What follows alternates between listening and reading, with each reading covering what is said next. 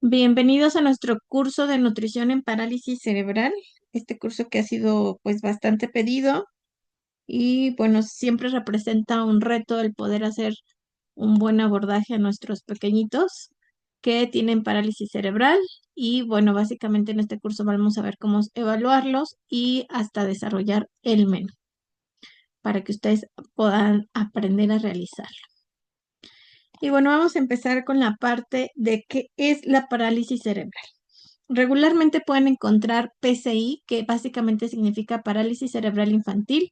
Esta PCI es un trastorno del movimiento, ¿no? Esta parálisis cerebral que se inicia desde los primeros años o desde el nacimiento y va a persistir toda la vida.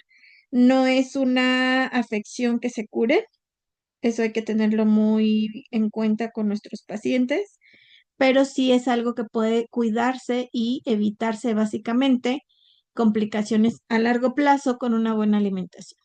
¿Por qué se origina o por qué viene la parálisis cerebral? La parálisis cerebral puede originarse por diversas etiologías. La más común es la prematuridad extrema, ¿no? Todos aquellos pequeñitos que nacen de 6, 7 meses, muchas veces 8 meses, o que tienen algunas infecciones congénitas, ¿no? Como asfixia grave, básicamente en esta complicaciones durante el parto que tienen hipoxia, o sea que hay falta de oxígeno, pues hay una asfixia. Y eso va a condicionar la encefalopatía hipóxica isquémica.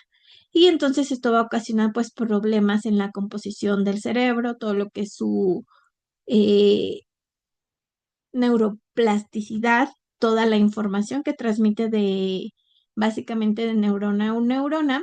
Y bueno, muchas veces viene también como consecuencia de traumatismos craneoencefálicos, hemorragias cerebrales o infecciones graves en el sistema nervioso central. Tenemos por ahí algunos, incluso niños, ¿no? Que han ido a nadar y debido a una infección que entra básicamente por medio de la nariz, pueden llegar a desarrollar estas infecciones graves, estas encefalitis, y por lo tanto pues se produce parálisis cerebral. O hay algunos otros que pues debido a un accidente, que se tuvo una hemorragia, que se tuvo un traumatismo craneoencefálico o infecciones graves, pues se sufre parálisis cerebral.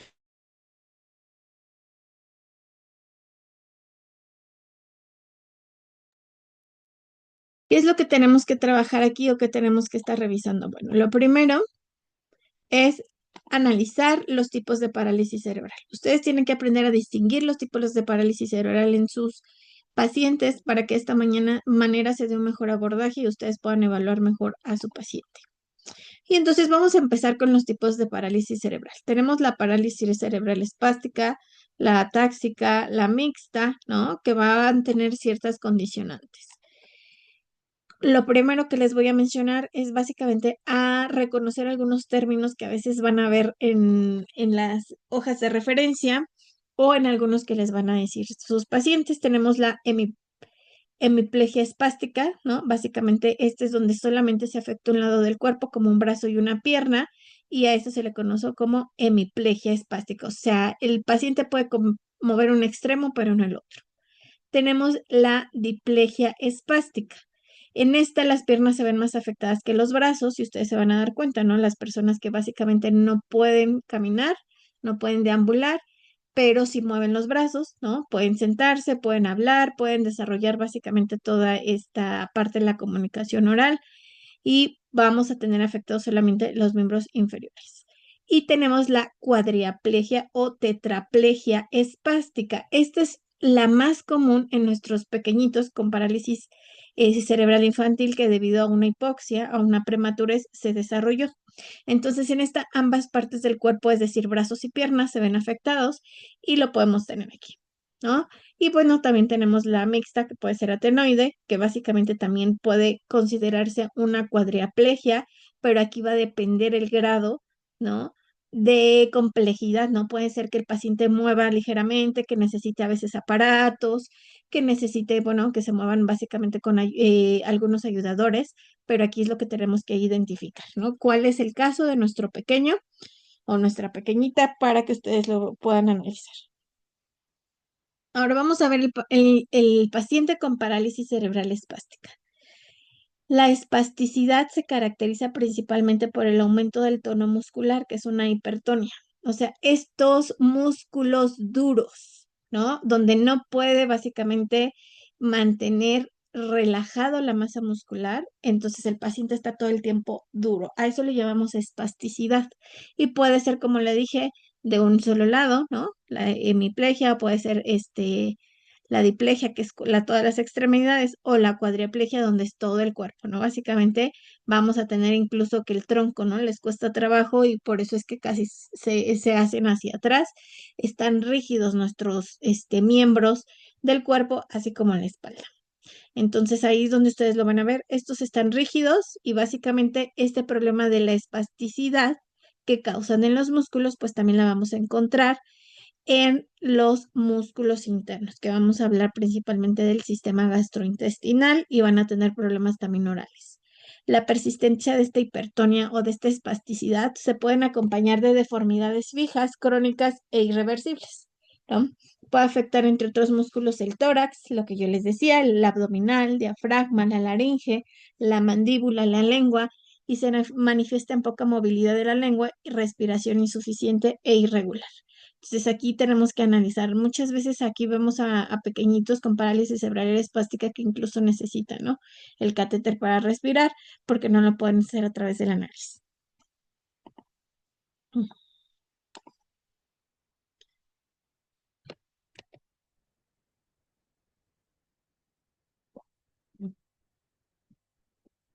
Hablemos un poquito de la parálisis cerebral atáxica. Se caracteriza por trastornos de la coordinación, la postura estática y la hipotonía. Se produce inestabilidad en el equilibrio, control de la cabeza, tronco y extremidades. Esta se debe sobre todo la atáxica a daños en el cerebelo. Esta es la parte del cerebro que controla el movimiento. Los síntomas incluyen dificultades para caminar, agarrar objetos, realizar movimientos finos, así como problemas de percepción de profundidad. Entonces, regularmente la parálisis cerebral atáxica de esta manera se ve, ¿no?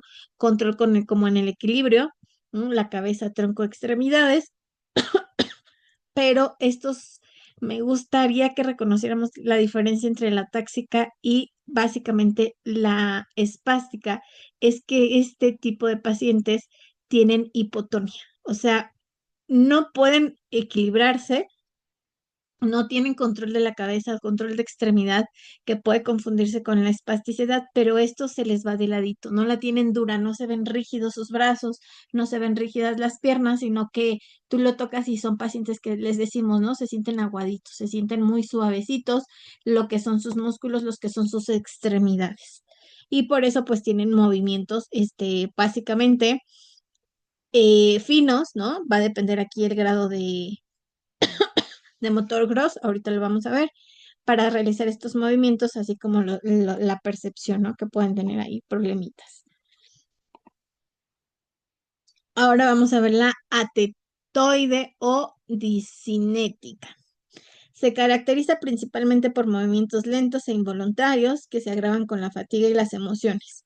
Se atenúan en reposo, desapareciendo con el sueño y descoordinados. Dificultan la actividad voluntaria. Es muy común, básicamente, el aumento de la hipertonía o la disminución, la hipotonía del tono muscular, así como la afectación de los músculos faciales y de la zona oral, cara, lengua, ¿no? Entonces, estos pacientes regularmente hacen muecas, tienen mucho babeo. El aparato respiratorio y la voz, pues básicamente también no vemos como una fluidez. Hay problemitas que se llama disartria. Entonces, la parálisis cerebral disnética es un subtipo de parálisis cerebral que se caracteriza por movimientos involuntarios, ¿no? Y espasmódicos, o sea, como de repente les brinca la manita, les brinca el pie, no son básicamente estos movimientos voluntarios, sino que es una condición causada por la lesión en los ganglios basales que controlan el movimiento. Entonces, para que vayamos viendo, tienen sus características particulares cada una de las parálisis cerebral. Y bueno, tenemos la mixta, que podemos tener una combinación de lo que es espasticidad. A veces la espasticidad no se combina mucho con la hipotonía, pero sí se puede combinar con la que acabamos de ver, la tetoide, que el paciente, o sea, está espástico pero tiene movimientos, y también vemos muecas, también vemos babeo, ¿no? En este tipo de pacientes. La mixta aparece en la combinación de formas anteriores, y esta parálisis cerebral combina los síntomas de dos o más tipos de parálisis cerebral. La más común es la espástica con la disnética, ¿no? Que es la que les mencionaba.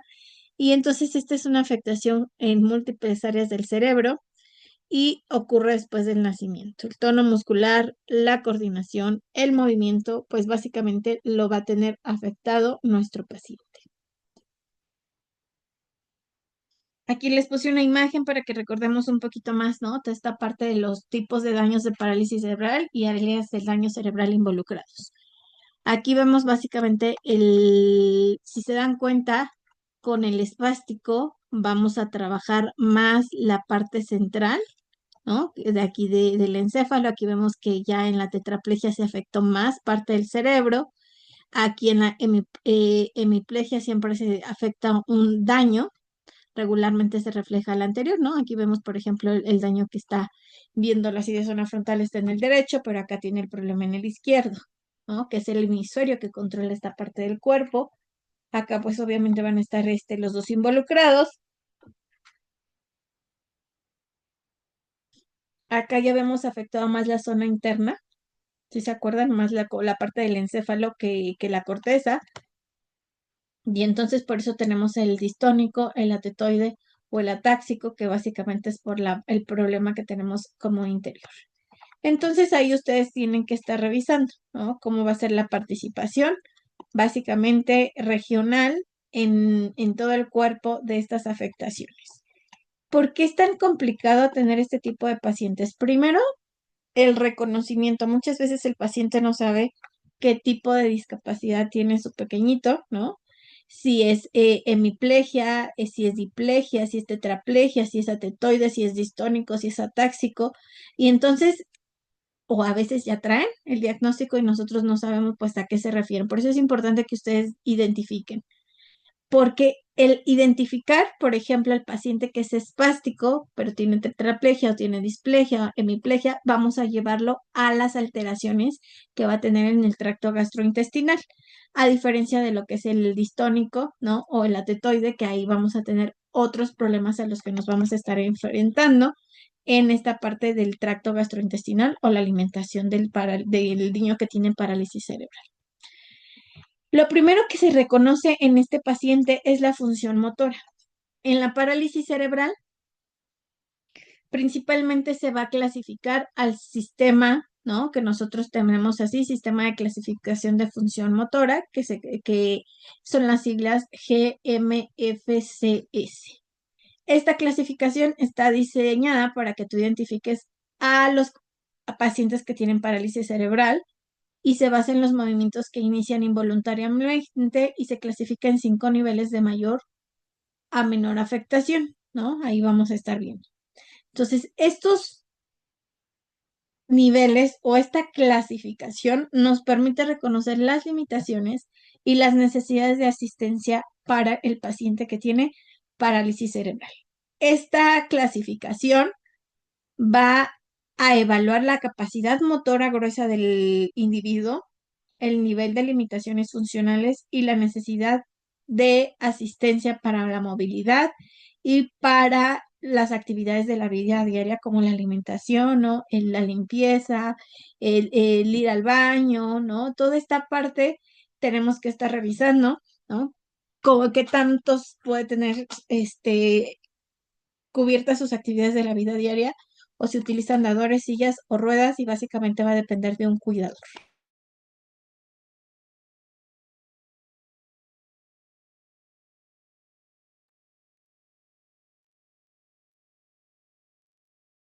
Entonces aquí les puse la clasificación motora, básicamente para que lo tengamos en cuenta.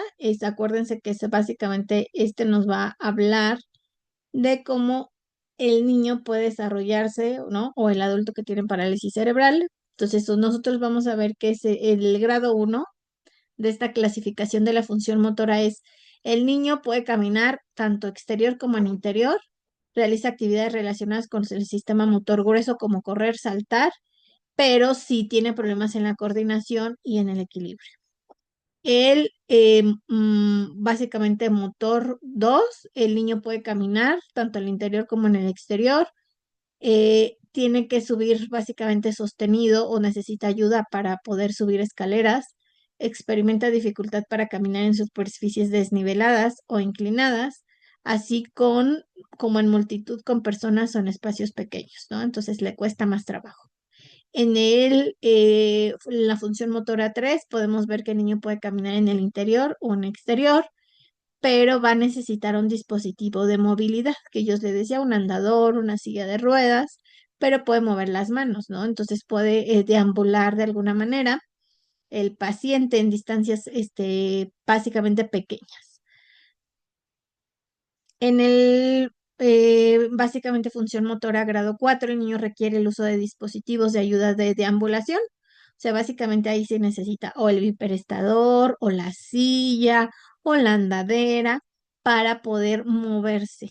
Si no, no se puede mover, ¿no? No pueden movilizarse ni dentro de su casa ni fuera de su casa sin la ayuda de estos aparatos.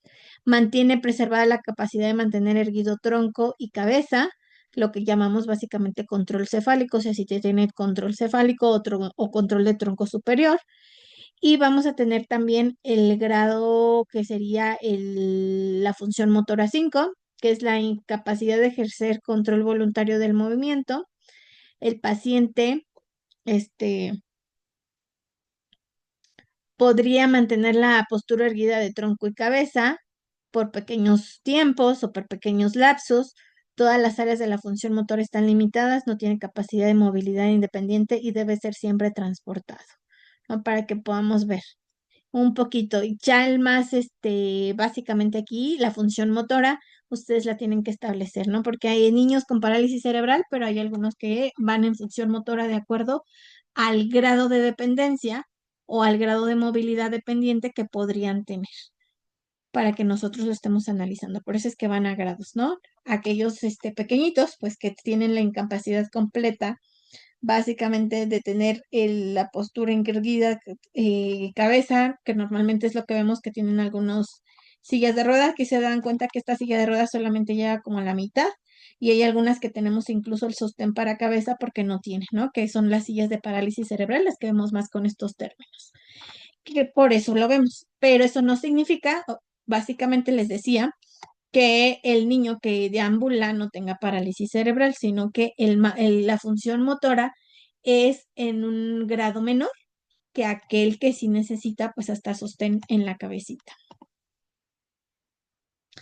¿Por qué es tan importante reconocer esto hablando de la alimentación o de la nutrición? Bueno, tenemos el eje sistema nervioso central y sistema nervioso entérico, ¿no? Vamos a tenerlo aquí y ustedes ya conocen que también tenemos el sistema, básicamente el eje intestino-cerebro.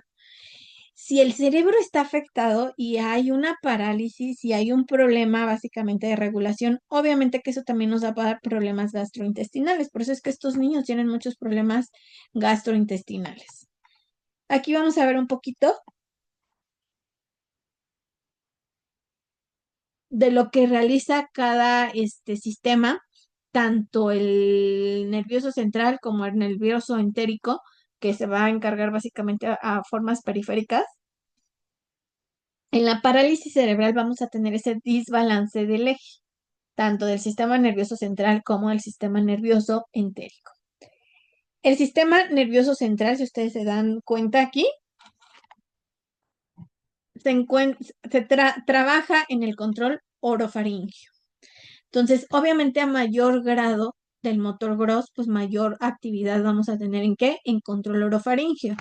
Si se dieron cuenta ya, pues el niño se puede sentar, puede deambular, obviamente va a tener mayor control orofaringio que aquel que está en un grado 5, ¿no? Que hablábamos básicamente de esta motricidad, que está grado 1, grado 2, grado 3, grado 4, grado 5, pues va a tener menor control orofaringio. Por eso es que muchas veces babean o tienen la incapacidad de cerrar su boquita estos pequeños, ¿no? Entonces la alimentación y la deglución va a estar disminuida y por lo tanto, pues también vamos a tener problemas en la microbiota, en los productos bacterianos, ¿no? Y uno de los grandes problemas que podemos encontrar con estos niños que tienen básicamente la motricidad en grado 5, ¿no? Lo que podemos ver ahí es que van a tener mucho estreñimiento por esta espasticidad. Y bueno, ¿qué más hace el sistema nervioso central? Ayuda a aumentar la actividad del nervio vago, ayuda a liberar citoquinas y ayuda a nivelar las células inmunitarias de la mucosa intestinal. Entonces, por eso es importante estar cuidando la barrera intestinal de estos pequeñitos, sobre todo si su grado, acuérdense, el hecho que veamos la motricidad, este grado de movimiento, tiene que hablarnos o reflejar también lo que está pasando por dentro del paciente y lo que tenemos que estar cuidando. Sistema nervioso entérico, vamos a ver que aumenta la actividad del intestino, va a aumentar la respuesta a la hormona, las células epiteliales y neuroendocrinas, pues básicamente van a permitir que se equilibren, pero si no, este sistema nervioso entérico nos va a dar básicamente problemas en la pared, que es lo que yo les decía, nos va a dar estreñimiento, la vía sensitiva y la vía motora, pues también aquí. El niño puede tener mayor o menor percepción del dolor debido a las fallas que tiene este sistema nervioso entérico por los problemas básicamente cerebrales a los que se está presentando. Vamos a ver el sistema nervioso entérico, un poquito del sistema nervioso entérico. Aquí les puse básicamente una imagen de lo que es el intestino, ¿se acuerdan? Tenemos básicamente la mucosa, tenemos aquí pues básicamente los enterocitos, vamos a tener músculo circular, el lumen, ¿no? La submucosa, el músculo longitudinal, el plexo mientérico, y bueno, este se mueve a través de qué? Del nervio vago. ¿Verdad? El sistema nervioso entérico controla la motilidad, las secreciones gastrointestinales y el flujo sanguíneo. Entonces, si hay problemas, pues el paciente es muy probable que tenga reflujo gasoesofágico, que el paciente tenga dismotilidad del intestino interior, una relajación transitoria en el intestino, un retrasamiento del vaciamiento gástrico, una alteración de la peristalsis esofágica. Y bueno, ¿cuáles son las consecuencias que va a tener nuestro paciente con parálisis cerebral? Desnutrición, esofagitis, infecciones respiratorias y de repetición, básicamente en el sistema pues cardiopulmonar, y vamos a tener inmovilidad prolongada que puede provocar también hipotonía, espasticidad y por lo tanto estreñimiento. Entonces, ¿qué podemos encontrar en estos pequeños? El reflujo y el estreñimiento en forma muy común por el daño que tiene el sistema nervioso entérico. Van acompañado de las manos, esta parte que lo que yo les decía del grado, básicamente la clasificación que va de 1 a 5 grados. Obviamente, entre más complicado y más grado 5 tengas, pues vas a encontrar con mayor recurrencia estas complicaciones, que son las que vamos a tener que abordar con estos pequeños. El sistema entérico y las alteraciones respiratorias. Bueno, estos niños toman mucha terapia pulmonar porque esta disfunción orofaringea de lo que sería básicamente la inspiración, la aspiración, pues trae infecciones pulmonares recurrentes y crónicas que pueden desatar o que puede tener mi paciente una displasia, ¿no? Básicamente en el pulmón. Eso hace una insuficiencia respiratoria incluso, ¿no? Da un riesgo incluso de atragantamiento o les da problemas por la debilidad de la musculatura respiratoria para alimentarse. ¿Qué tenemos que revisar aquí? Bueno, lo principal en este tipo de pacientes, sobre todo cuando van por grado, como yo les mencionaba, muchas veces necesitan que sean alimentados por medio de sonda o que sean alimentados por medio de botón gástrico, ¿no? Una gastrostomía, por el problema que tenemos en el sistema nervioso entérico. Entonces son niños que cada ratito se enferman y esto los hace vulnerables, pero si el paciente deja de alimentarse por vía oral, pues hay menos riesgo de asfixia y hay menos riesgo de desnutrición debido a que no hay una buena vaciamiento, pues podemos decir aquí en el esófago, en la faringe, que pueda tener disfagia. Esto nos va a ayudar, ¿no? Ahorita vamos a ver un algoritmo que nos va a poder ayudar a saber cuándo recomendar, ¿no? Esta parte se encuentra a cargo un poquito más el pediatra, pero pues nosotros si vienen a trabajar con nosotros y vemos que no se mejora o que el grado básicamente de motricidad está muy elevado, podría ser una opción la valoración, básicamente por lo que es el foniatra, es el que se dedica a esta parte de estar revisando que también está la inspiración, la expiración y lo que es la dinámica de la alimentación, ¿vale? Para que lo estemos revisando, que nuestros pacientes pues a veces necesitan todas estas valoraciones. Entonces les decía, los trastornos gastrointestinales y otros trastornos que vamos a tener como la desnutrición en nuestro niño con parálisis cerebral o en nuestro adulto, ¿no? Alteraciones bucodentales vamos a encontrar, alteraciones sensoriales,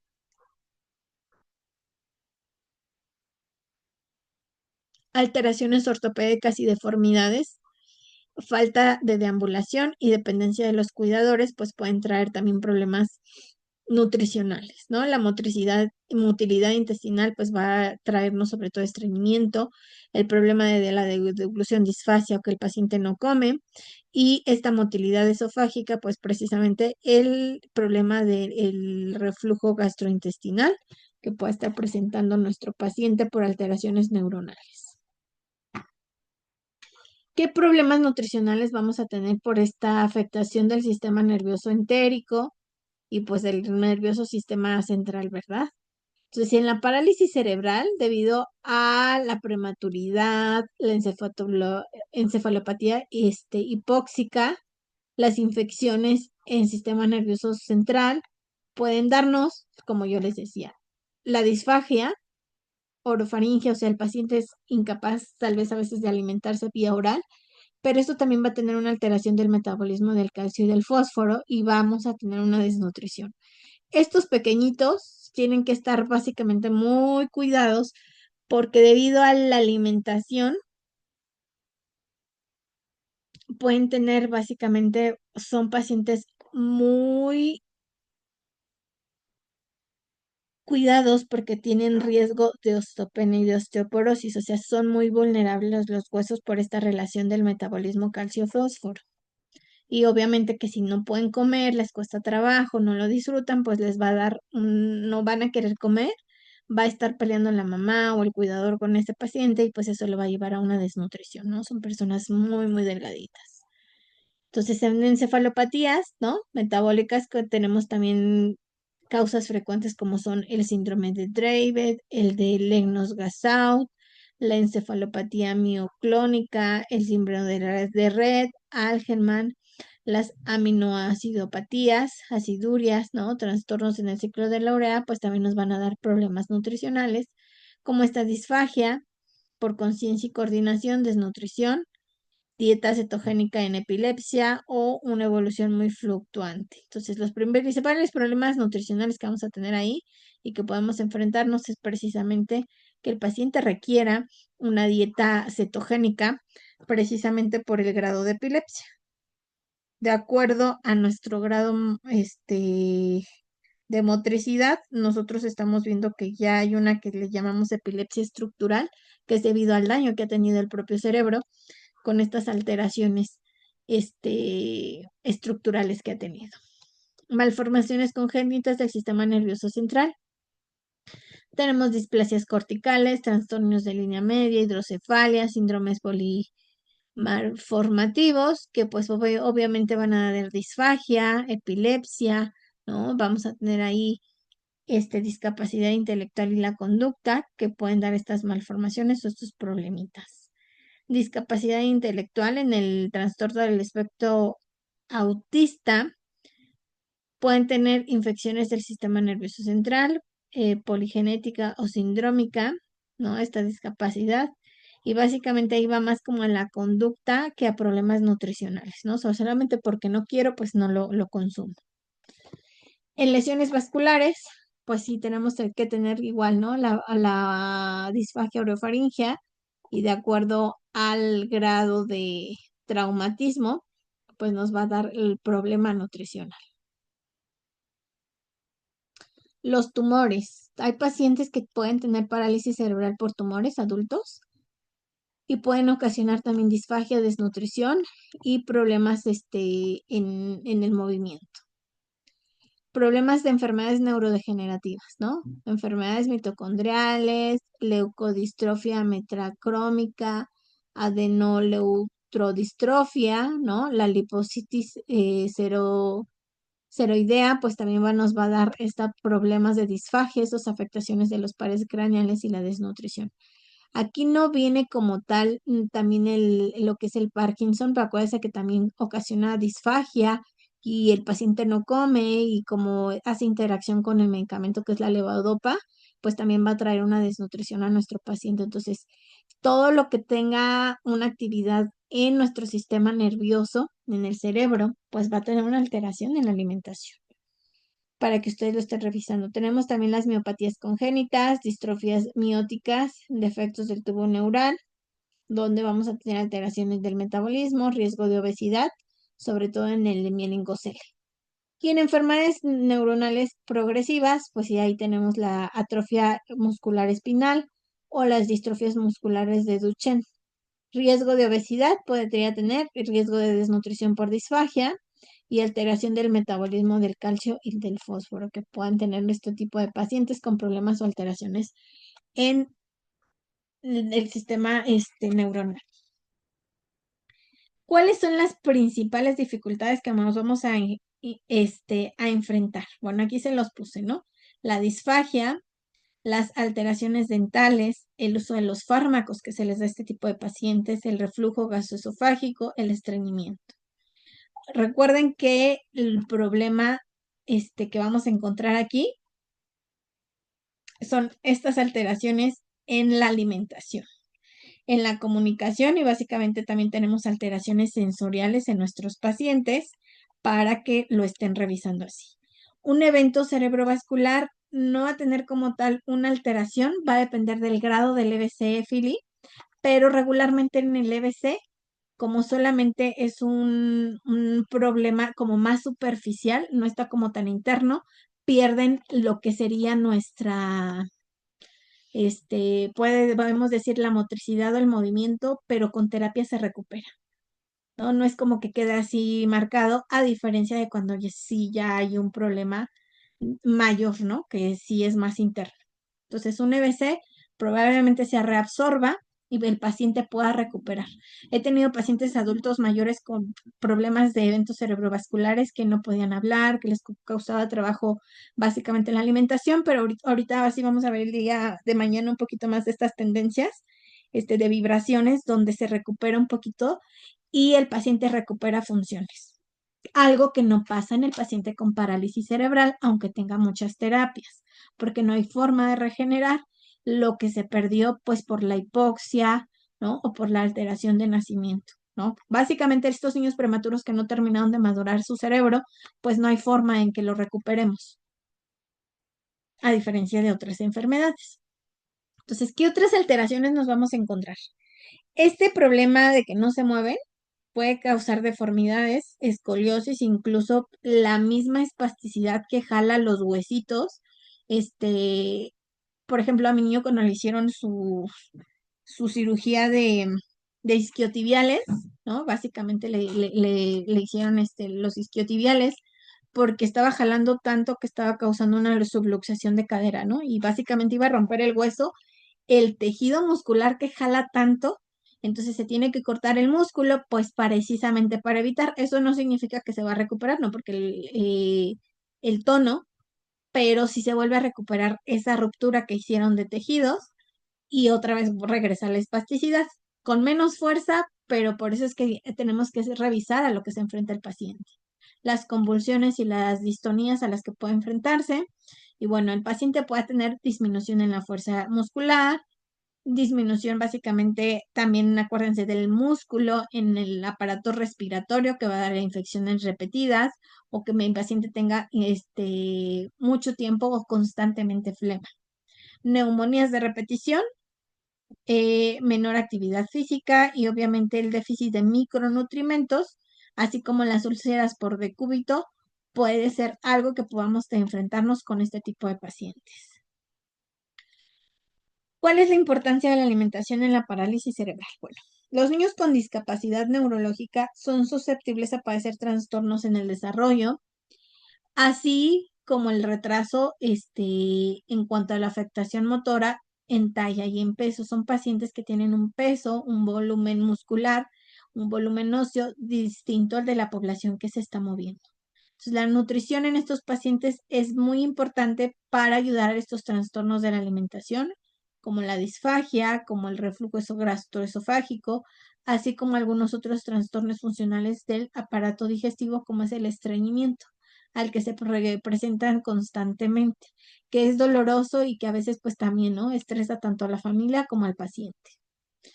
¿Cómo voy a hacer la evaluación o cómo vamos a iniciar la evaluación de nuestro paciente que tiene parálisis cerebral?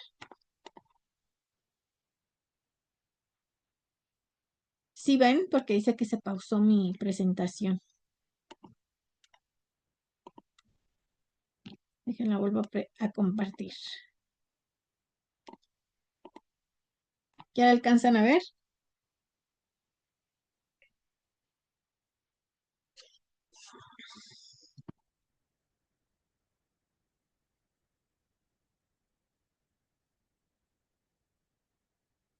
Bueno, tenemos que hacer antropometría. En el paciente con parálisis cerebral es complicado, es un reto, pero se tiene que realizar.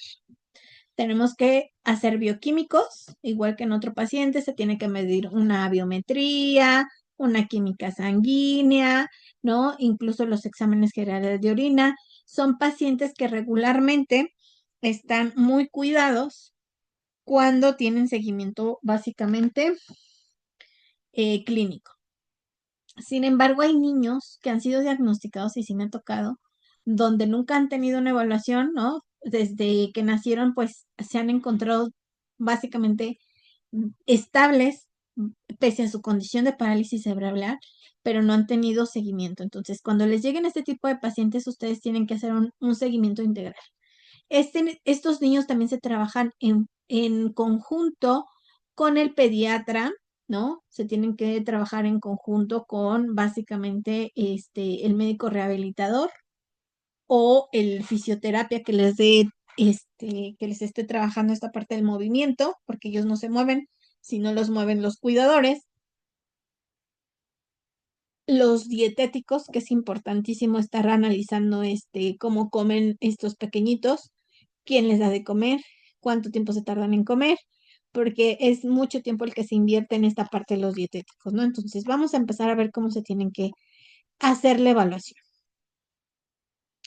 Estas son las posibles alteraciones en los niños que tienen parálisis cerebral, ¿no? O adultos, que es la desnutrición aguda, que es la pérdida de peso. Tenemos una disminución de percentiles en cuanto a talla, ¿no? Los cambios en la composición corporal, ustedes van a ver la disminución de masa grasa y de masa muscular, que ya podemos hablar de esta agudeza y la crónica, ¿no? Que es detención del crecimiento lineal. Vamos a tener una relación entre peso y talla, pues básicamente más estable. Y tenemos la crónica agudizada, ¿no? Donde no hay crecimiento lineal, hay pérdida de peso constantemente y hay cambios en la composición corporal, ¿no? Sigue disminuyendo la grasa y la masa muscular. Y vamos a tener la sobrenutrición y obesidad, que es el otro lado de la moneda de parálisis cerebral. Todo el tiempo quiere comer, entonces tienen una excesiva ganancia de peso. Vamos a tener ahí cambios en la composición corporal, como es el exceso de grasa en este tipo de pacientes, que pues obviamente que va a dificultar la deambulación o los movimientos.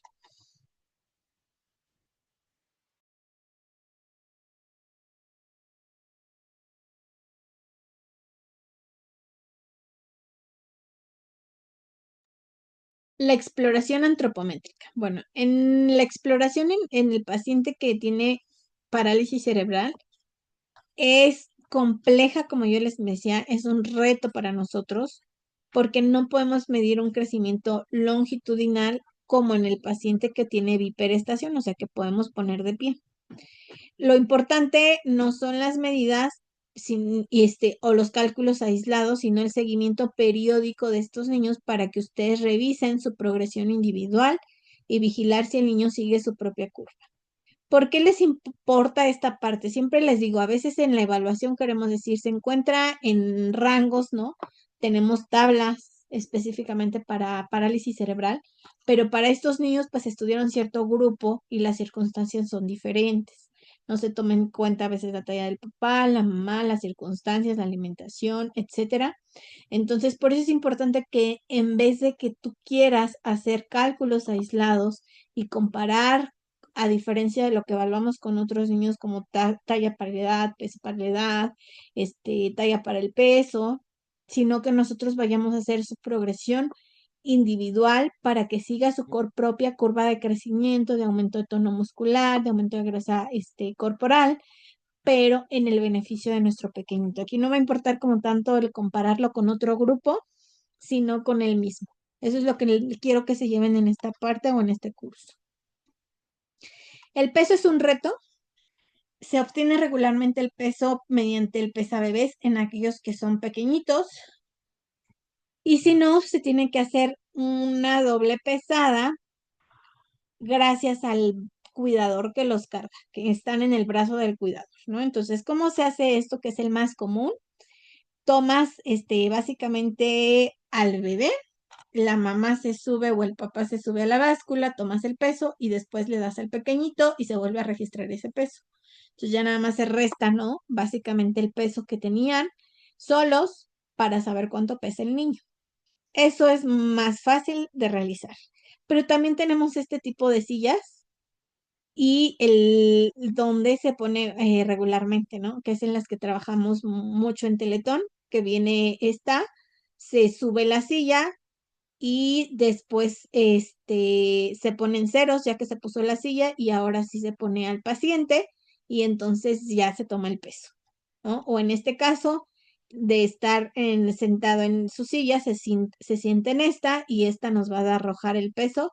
Aquí atrás viene y ahí nos va a arrojar el peso del paciente. Como son pacientes que no pueden estar, como yo les mencionaba, en bipedestación o no pueden ponerse de pie, de esta manera es más fácil moverlos. Entonces, estaba revisando el precio en Amazon y sí están por encima casi de los 10,000 pesos, ¿no? Pero sí los tenemos que estar trabajando. Porque es muy frecuente, por ejemplo, les decía yo en Teletón, donde se les toman como signos, el baunanómetro, ¿no? Todo esto que es para pequeñitos, ¿no? O en casos en específico, si ustedes se van a dedicar a esta área, es importante a veces invertir para hacernos más fácil las tomas de sus medidas. Ahora la talla. La talla es un verdadero problema, que es lo que yo les decía, porque resulta difícil o imposible obtenerla en pacientes con deformidades o espasticidad graves, donde no puedes hacer que estire el pie, ¿no? O sea, no puedes hacer que se estire la pierna, no puedes hacer que estire el bracito. Entonces, la siguiente opción para hacerlo, que es regularmente lo que más se hace, es hacer como la medida por segmentos de las extremidades, ¿no? Básicamente mides de la cabeza al cuello, del cuello al torso, y ya vas buscando igual, ¿no? La piernita, ¿no? Básicamente de la cadera a la pierna y después de la rodilla, de la rodilla al tobillo para que puedas hacer la suma y estimar la talla.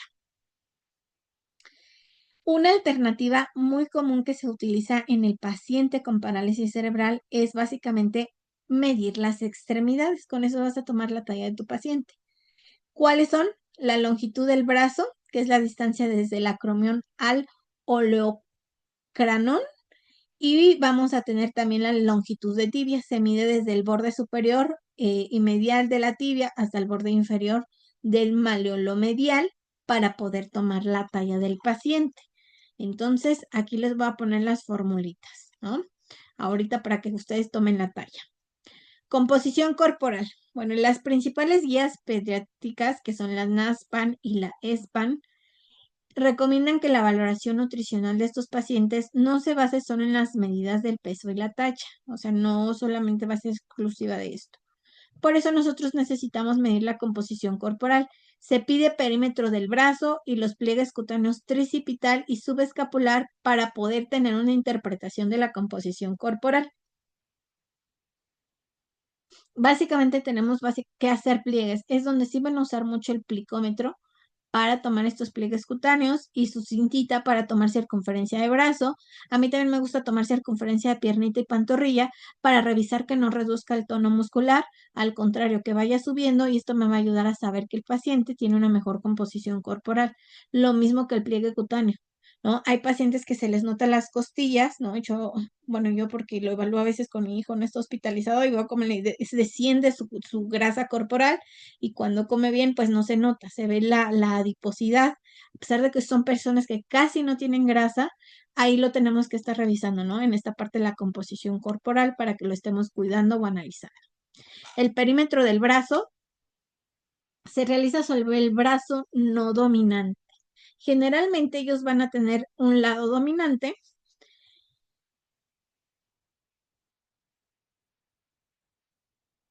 que es donde hacen más fuerza, hacen más esfuerzo. Y entonces lo que tú tienes que hacer es revisar cuál es el lado dominante, pero colocas el bracito en ángulo recto y calculas el medio equidistante entre la comión y el oleocreanón y haces una marca. A ese nivel, con el brazo relajado, se rodea la cinta métrica sin comprimir los tejidos y se cuantifica en centímetros el perímetro del brazo del paciente. Entonces acuérdense que eso también se hace con la pierna y la pantorrilla, ¿no? Para que tú puedas obtener mejor estos perímetros, para que puedas ver la composición corporal de tu paciente y saber que va subiendo o va mejorando. Patrones de peso y talla. Bueno, yo les decía, hay patrones en nuestros softwares del Juantro y Juantro Plus.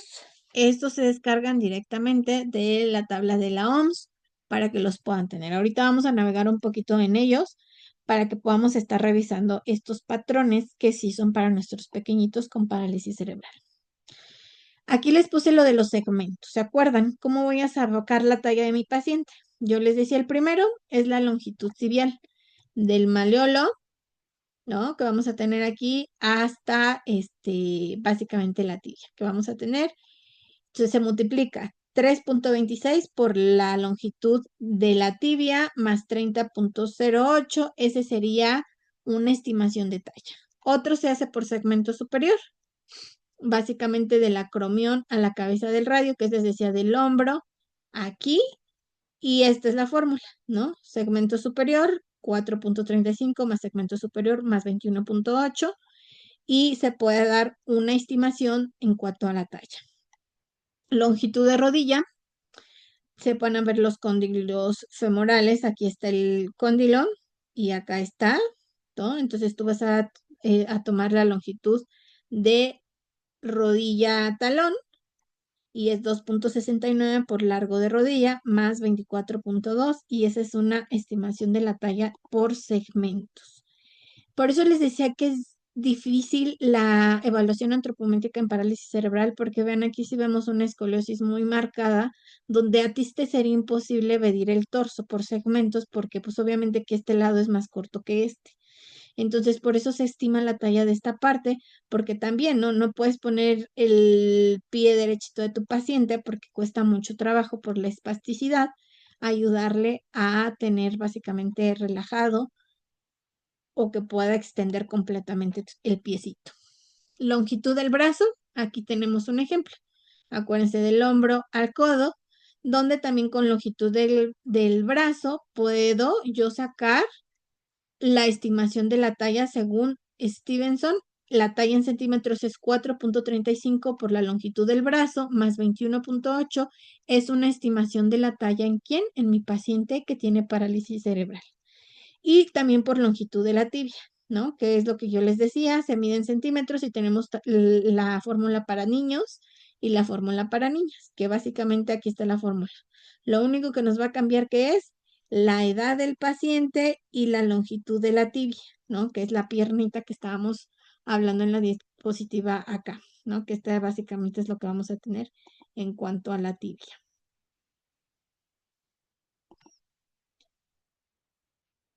Aquí esta es la longitud de la tibia, que es la altura de rodilla. Recuerden, en ángulo recto tenemos una predicción en otra fórmula. Esta es la de Gauss, que nos habla altura de rodilla o lo que es la longitud de tibia.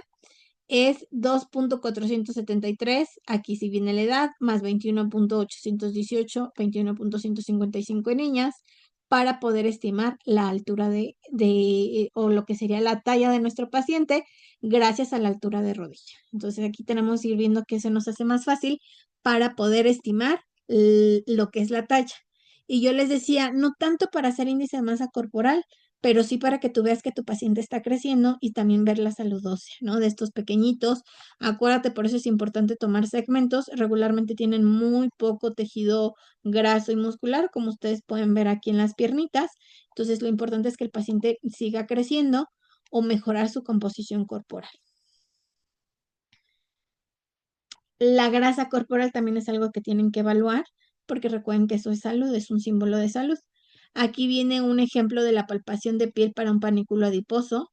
Y bueno, esto lo vamos a utilizar mucho para saber cómo está el porcentaje de grasa en mi paciente con parálisis cerebral.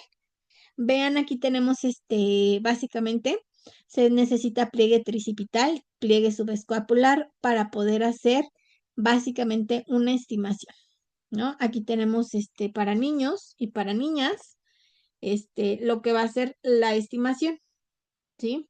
Acuérdense que aquí vamos a ver si la suma de los pliegues,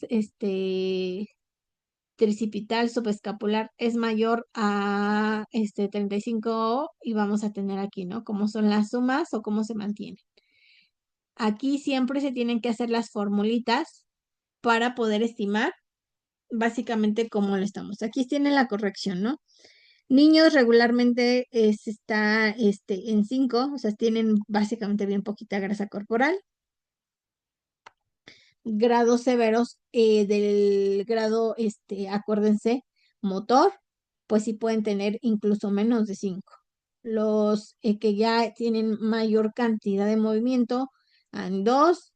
Aquí podemos poner ya la suma de los pliegues, ¿no? Que podemos encontrarlos en 3.2 para saber que básicamente se encuentran en una mejor porcentaje de grasa corporal, ¿sí? Para que lo podamos estar analizando. En niñas, pues también cambia un poquito, ¿no? Aquí está la suma del pliegue tricipital más subescapular, tendría que estar por encima de 35 milímetros para poder decir que se encuentra, pues básicamente en un porcentaje de grasa adecuado. Esto es complicado, ¿no? Que se sumen y que tengan eso, pero nuestras metas serían llevarlos a estas medidas de, ¿qué dijimos? De porcentaje de grasa, o sea, de panículo, que sumados ya nos estén dando esto. Tal vez tu niño va a venir con 5, con 10, ¿no? Pero lo tienes que ir nutriendo para que este porcentaje de grasa aumente y el objetivo es que la suma entre el pliegue tricipital y subescapular se mantenga por encima de 35 milímetros. Para que lo tengamos en cuenta. Esas serían las metas a trabajar en porcentaje de grasa corporal con nuestros niños en parálisis cerebral específicamente. Ahora les voy a enseñar para la valoración antropométrica. Tenemos una aplicación de lo que sería nuestra Sociedad Española de Gastroenterología, Hepatología y Nutrición Pediátrica.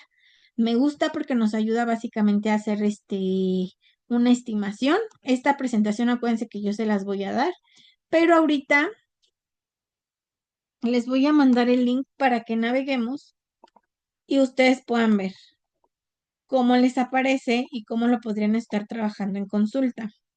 Por aquí, creo que no vino bueno, tengo algunos de ustedes, mis alumnos que están trabajando en Teletón. Yo estuve un tiempo ahí y entonces nos ayudan bastante como a ir haciendo los cálculos de forma más rápida, ¿no? Yo les decía, usen el Juantro, pero a veces se les complica. Pues ahí se los estoy mandando por el chat para que ustedes lo vean. De todas maneras va a venir ¿dónde? En su presentación. O sea, aquí van a dar clic y los va a llevar a nuestra página. Entonces voy a dejar de compartir y nos vamos a ir al navegador.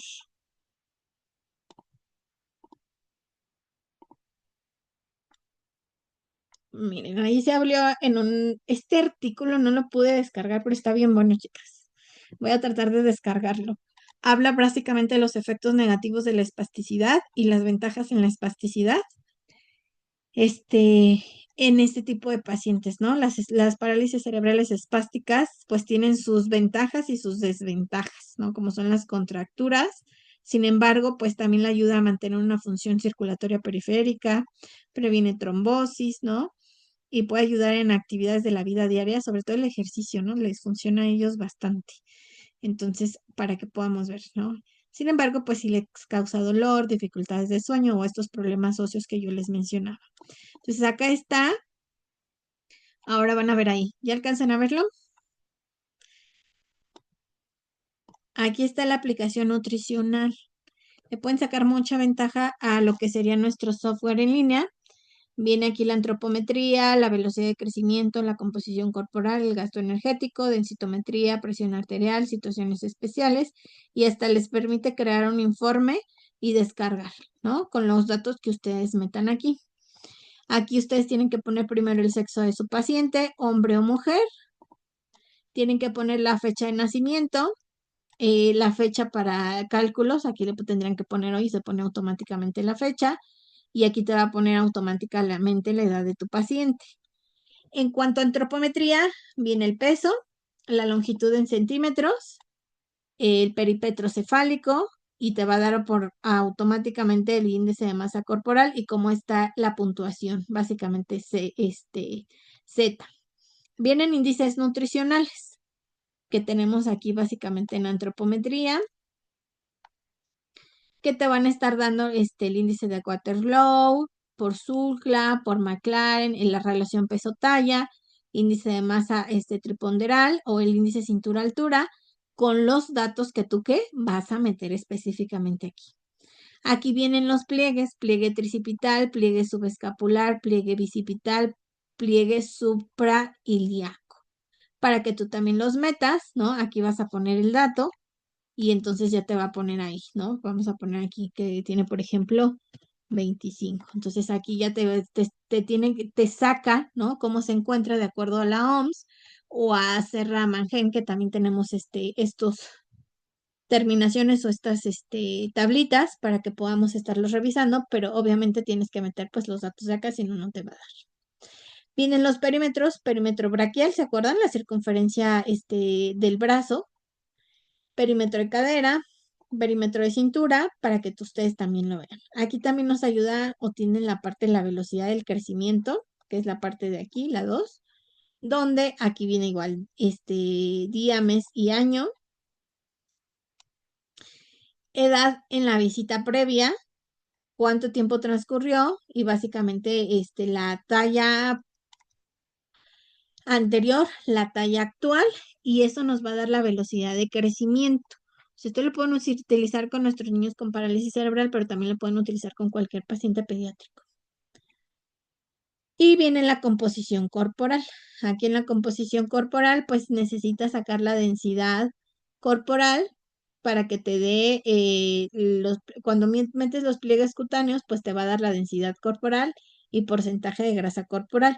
Aquí sí le puedes mover a Siri o a Shouter para que te dé el porcentaje de grasa corporal, masa magra, masa libre de grasa, para poder revisar que vaya aumentándose específicamente en el paciente pediátrico, ¿no? En este paciente que tenemos con parálisis cerebral. Y bueno, también nos permite sacar el gasto energético de acuerdo a la actividad física ligera, moderada, intensa, ¿no? Que regularmente estos niños, pues ahorita vamos a ver las fórmulas para que ustedes vean cómo se mueve ahí. Viene por la OMS, viene por Schofield, aquí en cuanto al peso, y aquí viene en cuanto al peso y talla del paciente por Schofield o Harris-Benedict, ¿no? La densitometría, aquí viene igual, ¿no? Que tenemos que meter básicamente el lumbar, femoral y corporal total, ¿no? Para que podamos, aquí pueden aplicar la corrección por talla, ¿no? Para que lo vean. Y aquí sí es importante que vean el color de piel, si es blanco o si viene de raza negra nuestro paciente, pues para que podamos ver ahí. La presión arterial para niños, que a veces decimos está bien, está mal, Aquí también la pueden meter y ya nos va básicamente a dar la información, ¿no? Vamos a poner un ejemplo, si la sistólica estuviera en 100 y nuestra diastólica estuviera en 50, ¿no? Ahí nos va a estar poniendo, es necesario la talla y fecha del paciente para que pueda hacer una estimación de si es adecuada para su edad. Estos niños manejan presiones arteriales bajitas, sin embargo, los que son, les mencionaba, espásticos, si de repente si tienen dolor o si tienen alteraciones, tienden a subirse la presión arterial por la fuerza que hacen. Entonces tenemos que estar modulando esta parte de también revisar lo que son signos, ¿no? En nuestro paciente. Así como la saturación, tenemos que estar revisando también en nuestro paciente presiones arteriales si tiene parálisis cerebral.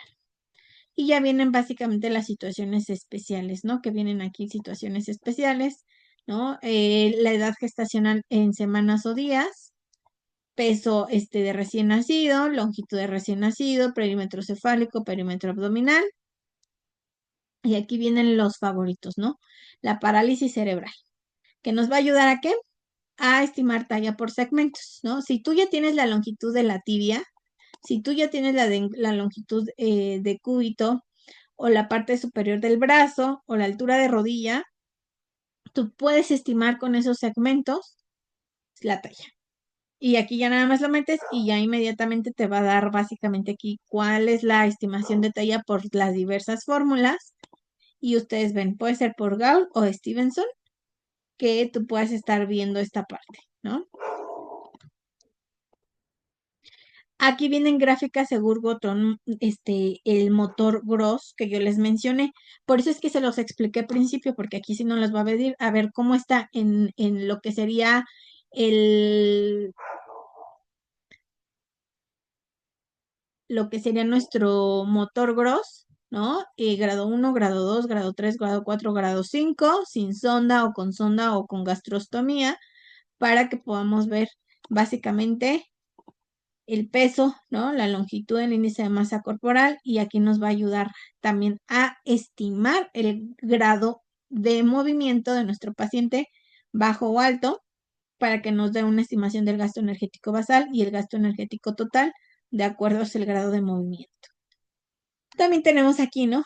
Lo que sería el síndrome de Down, peso, longitud, perímetro cefálico para que nos pueda ayudar. Esas son las situaciones especiales y me gusta bastante porque nos habla, ¿no? De parálisis cerebral para que hagamos más fácil.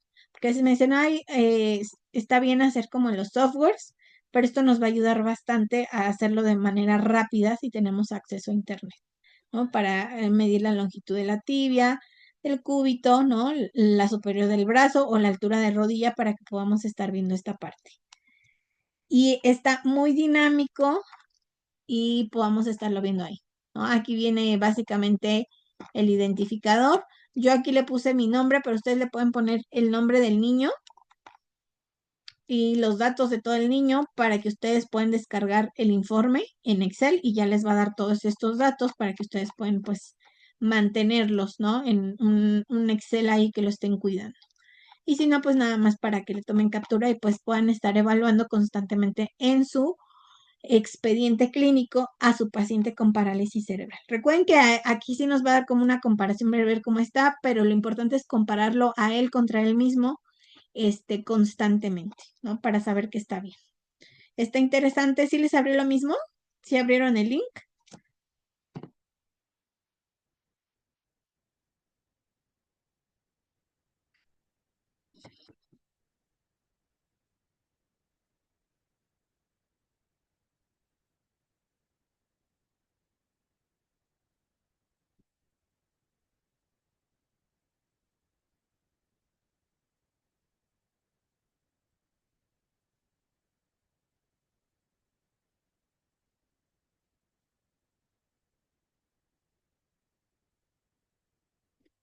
Para que lo estemos viendo. Entonces viene ahí.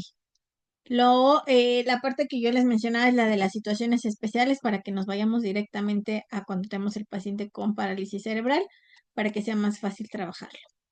Entonces voy a dejar de compartir. Ah, no me voy a ir. Bueno, sí, vamos a la presentación y ahorita les enseño nuestra siguiente.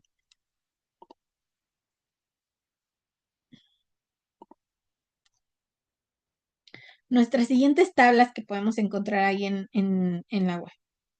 Entonces ya les enseñé a hacer la valoración antropométrica para el paciente con parálisis cerebral con la aplicación nutricional de la Sociedad Española de Gastroenterología, Hepatología y Nutrición Pediátrica. Y bueno, también tenemos los estándares de crecimiento infantil. Aquí viene básicamente de la OMS y tenemos las normas, ¿no? Longitud para la talla edad, peso, longitud, el IMC, la circunferencia de cabeza, brazo, ¿no? Pliegue cutáneo tricipital. Recuerden que este es sobre todo para hacerlo más con lo que sería nuestro paciente en comparación con otros grupos, no contra el mismo, pero igual si la mamá dice, no, pues cómo debería de estar o cuánto debería estar, pues aquí podemos estar revisando estos datos que nos van a ayudar a dar la información esto a los cuidadores o a los padres.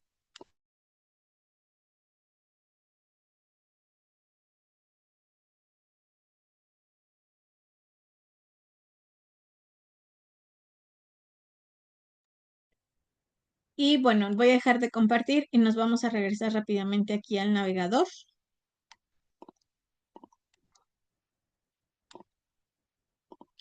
Y este lo tengo acá. Mi traductor automático, ahí va. ¿Listo, chicas? ¿Ya lo ven? Entonces están nuestros estándares de crecimiento infantil en lo que el link que viene ahí en la presentación, pero aquí lo vamos a ver. Aquí vienen el longitud de altura para la edad, longitud de peso para la edad, ustedes le ponen ahí, y vienen básicamente tallas de niñas, peso para la edad desde el nacimiento hasta los 6 meses. Aquí viene la puntuación Z, desde el nacimiento hasta los 2 años para niñas de los de 6 meses a los 2 años. Aquí vienen del peso para la edad de 2 a 5 años y el peso para la edad de nacimiento hasta los 5 años en niñas. Aquí viene lo mismo, pero para niños. Peso desde el nacimiento hasta los 6 meses, ¿no? Los percentiles vienen acá. Niñas, niños, las puntuaciones Z las pueden cargar en PDF o en Excel. Si ustedes quieren tenerlas básicamente ahí en su carpetita para lo que son nuestros pacientes y así va a buscarlos de manera más fácil. Y bueno, también tenemos tablas simplificadas para lo que sería el nacimiento hasta los 5 años con las puntuaciones Z. Y todo esto pues aquí lo pueden estar revisando. ¿Qué me gusta en esta parte? Bueno, este es el peso para la edad, ¿no? Estábamos hablando del peso para la edad, pero también está la longitud para la edad de niñas, niños y vienen nuestras tablas en PDF o en Excel para que ustedes las descarguen, ¿sí? Las puedan ver y básicamente aquí voy a tratar de abrir, ¿no? Estas son las tablitas, ¿no? Entonces estas las podemos imprimir y tenerlas ahí como cerca. Pero acá vemos también los percentiles de las niñas que son más largas. Espero que sí, que lo hayan visto como yo, pero también aquí viene, ¿no? Como en PDF o en Excel para que ustedes puedan descargarla y verlas de mejor manera. Yo se las voy a poner ahí en carpetitas, pero yo creo que es más fácil así en línea, ¿no? Entonces la longitud, peso para la longitud, peso para la altura. Aquí también vienen las tablas. La circunferencia cefálica. Entonces aquí vienen las puntuaciones y lo que serían nuestras talla para la edad, peso para la edad. La circunferencia de brazo para la edad. Este sí me gustaría que lo revisemos un poquito. ¿Se acuerdan que es algo importante revisar a nuestro pequeñito, ¿no? Circunferencia de 3 a meses a 5 años. Niñas, niños.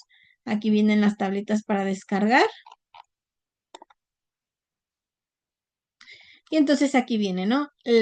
Acuérdense, aquí vienen los meses y aquí va a venir la circunferencia del bracito, ¿no? 11, 12, 13, 14, 15, 16, 17, 18, 19. Esto lo vamos a tener aquí y solamente tendríamos básicamente que percentilar para saber si se encuentra en lo que sea, acuérdense, nuestro cero significa que está equilibrado a la verde y acá ya nos habla de que hay un desmedro o básicamente una baja en la masa muscular, una desnutrición o una desnutrición muy aguda Y aquí al contrario, ¿no? Un sobrepeso, ¿no? Una obesidad o una mórbida que podemos encontrar también en los pequeñitos.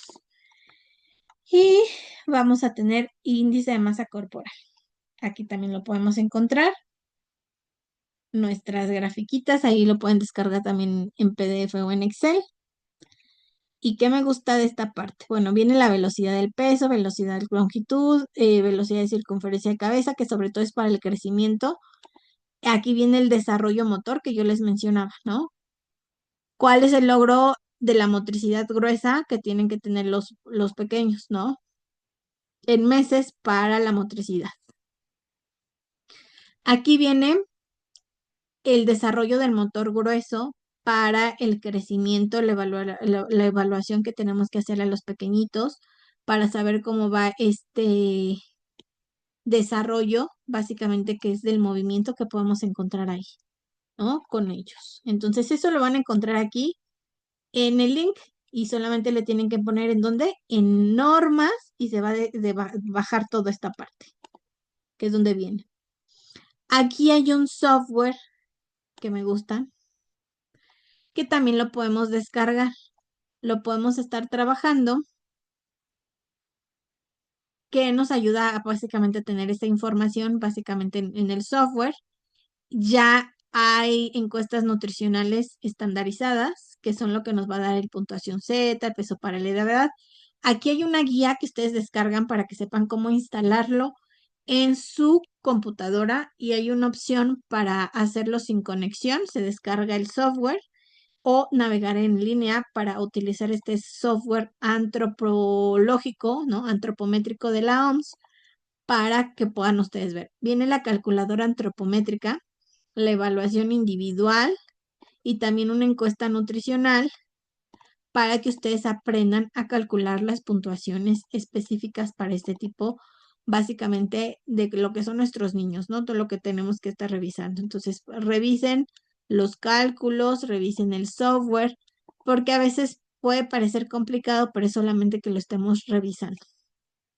Aquí viene el acuerdo de licencia y aquí ya vienen para que ustedes, aquí viene el manual antrólogo, pero también lo pueden hacer aquí, ¿no? De navegar en línea o la guía rápida para poder descargar este software, que básicamente son la información que vimos acá arriba,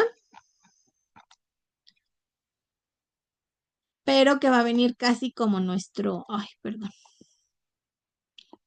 que ya se pone aquí, que casi va a venir como esto, donde metes los datos y ya te lanza un análisis de cómo lo puedes encontrar, ¿no? Para que lo podamos estar analizando ahí con nuestro paciente. Entonces ya tienen otra opción para que ustedes puedan ver, ¿no? Esta parte sí es importante. Yo siempre les digo el Juantro, que básicamente es el de la OMS, es lo que más nos va a ayudar a poder estar trabajando, aquí viene, ¿no? En línea para poder revisar con grupos. Recuerden que parálisis cerebral más que con grupos es con el mismo, pero bueno, si tú quieres revisar con grupos está bien. También los te vamos a tener en nuestro libro de tablas para la intervención nutricional. Vienen estos percentiles para niño con parálisis cerebral, donde tú tienes que estar buscando el peso y la talla como debería de estar, pero acuérdense que igual es para un grupo específico que se sacaron o que se estudiaron esas tablas.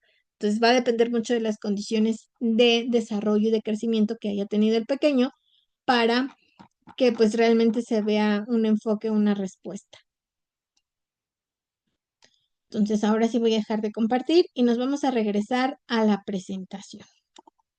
Entonces, estándares de crecimiento y ya tienen ahí también la aplicación que pueden estar utilizando en línea para la valoración antropométrica. No me he fijado si esta aplicación nutricional está, básicamente como una aplicación descargable a tu teléfono. Lo que sí es que sí funciona de la misma manera en tu tableta, en tu iPad, ¿no? En tu teléfono, si tú quieres estarla, revisando en el trabajo o en línea.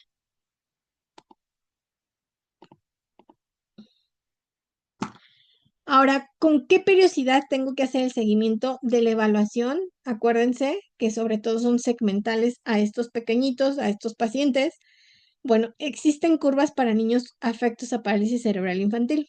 pero actualmente no se recomiendan porque no suponen un crecimiento deseable, sino derivado de estudios de niños de diferente gravedad, lo que restringe el objetivo nutricional para que tú trabajes en base a tu paciente. Entonces, lo mejor es revisar a tu paciente y empezar a tener una periodicidad y un seguimiento para que el paciente pueda seguir su propia curva de crecimiento y su propio objetivo nutricio.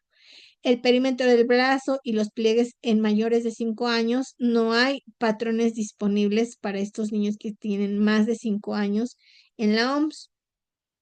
Pero ahora, ¿cómo vas a hacer tu seguimiento? Bueno, peso, talla, los segmentos y los pliegues tienen que hacerse en el lactante de forma inicial y cada mes o cada 3 meses según el estadio clínico y nutricional. Si tienes un niño con bajo peso, ¿no? Que fue prematuro, que tuvo parálisis cerebral, todavía no se está desarrollando porque el pequeñito está muy pequeño, muy chiquito, ¿no? Se empieza a ver esto a partir de los 4 años, lo que ya es la espasticidad o la hipotonía, se nota más en esta etapa que en los lactantes, pero tú tendrías que estar revisando de cada uno, cada mes a cada 3 meses, ¿no? Si tu pequeñito está con lactancia materna exclusiva, cada mes. Si tu paciente está consumiendo, pues también los sucedáneos de leche, se tienen que estar revisando cada mes como un bebé normal, ¿no? Que es lo que estamos revisando ahí.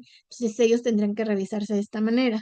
El resto de las edades, si ustedes se dan cuenta, cada 3 meses sí existe un deterioro en la masa grasa, en la talla o en los problemas orofaringeos que puedan presentarse por la espasticidad o el estreñimiento que pueda tener.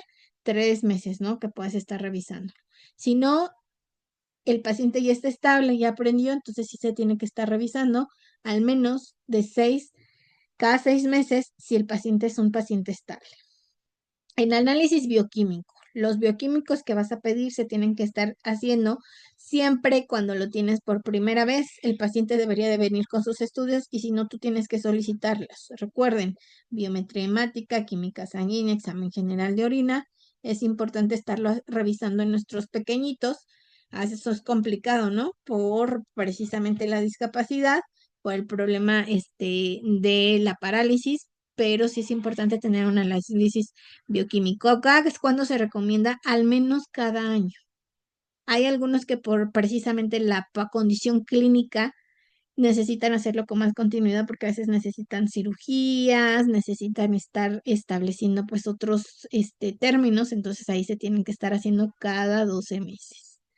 La densitometría se recomienda a partir de los 8 años y cada 12 a 24 meses según resultados en lo que sería. Estos niños necesitan una densitometría cuando tienen parálisis cerebral por la cuestión, ¿se acuerdan cómo se deforman los huesitos? Y hay deficiencia normalmente en lo que hablábamos del metabolismo del calcio y del fósforo. Como también no se exponen, no salen mucho a la luz solar, hay deficiencia de vitamina D. Entonces, por eso es importante estar haciendo periódicamente la evaluación de estos pacientes. Entonces, lo más importante de la antropometría, que supone un reto, es que tú hagas la propia curva de crecimiento. Revisa circunferencia braquial, ¿no? Su circunferencia de brazo, revisa sus panículos adiposos, revisa la altura, ¿no? La longitud del brazo, o la longitud de la tibia, para que tú puedas tener que, básicamente, la altura de rodilla o la tibia, para que puedas estar revisando que vaya creciendo tu paciente, aunque tenga deformidades. Hablábamos precisamente en lo que es el tronco, vas a poder saber que tiene un segmento que sí se está alineando, ¿no? Incluso la columna va a crecer, aunque tú no puedas tener el dato preciso, pues porque no lo estamos evaluando precisamente por la deformidad o la escoliosis que pueda tener. Entonces, los bioquímicos, haciendo énfasis en los bioquímicos. Parámetros de laboratorio que tienes que estar revisando, dijimos de forma anual, en general, biometría hemática, química sanguínea, pero ¿qué más tengo que mandar que no vienen en estos? Bueno, minerales, sodio, potasio, calcio, fósforo, magnesio, que vienen en los electrolitos, perfil renal, urea y creatinina. Se necesita pedir estos dos sobre todo porque el paciente puede tender a tener muy poquita creatinina y por lo tanto el recambio de proteínas pues va a estar bajo. Proteínas totales, albúmina, prealbúmina, ¿no? La GGT, la GPT, el GOT, que sobre todo estos son como para revisar la actividad del hígado, ferritina, para ver que no haya ningún problema con el consumo de hierro, zinc, selenio. Si tiene nutrición enteral exclusiva o desnutrición, sí se te necesita y a fuercitas solicitar selenio en sangre. La PCR, recuerden que es para saber si hay un grado de inflamación. La 25OH, que es la vitamina D. La hormona paratiroidea, la PTH. Folato y vitamina B12, porque regularmente también tienen deficiencias. Y carnitina. Si el paciente tiene epilepsia asociada a la parálisis cerebral, que es lo que yo les decía, regularmente se les recomienda así, el paciente tiene epilepsia estructural por el daño que tuvo y que lo vamos a ver en el motor gross. Es que es importante que pidan carnitina en sangre. La vamos a estar evaluando, la estamos a estar revisando porque es uno de los, en suplementación, lo que son las vitaminas que se van a estar revisando en este tipo de pacientitos, ¿vale? Entonces ahí los tenemos que estar revisando. Indispensables para tus pacientes. Si tú vas a tener por primera vez a un paciente, pide esto. Si tú ya estás acostumbrada y mandas los generales y te está faltando alguno de estos, mándalos para que tú puedas estar revisando y el abordaje sea más certero, más específico y obviamente puedas mejorar la calidad de vida de tu paciente. La exploración clínica. ¿Qué tienes que buscar en tu paciente con parálisis cerebral? Bueno, el pelo. Se cae, es escaso, lo ves muy clarito, ¿no? Que veas por ahí una despigmentación o con estos cabellos que les llamamos el signo de bandera, que nos hablan precisamente de la eficiencia de zinc. Bueno, hay que ver si el paciente consume proteínas de forma suficiente, si hay consumo suficiente de energía, zinc, biotina y cobre, ¿no? Que vamos a tener ahí. La piel.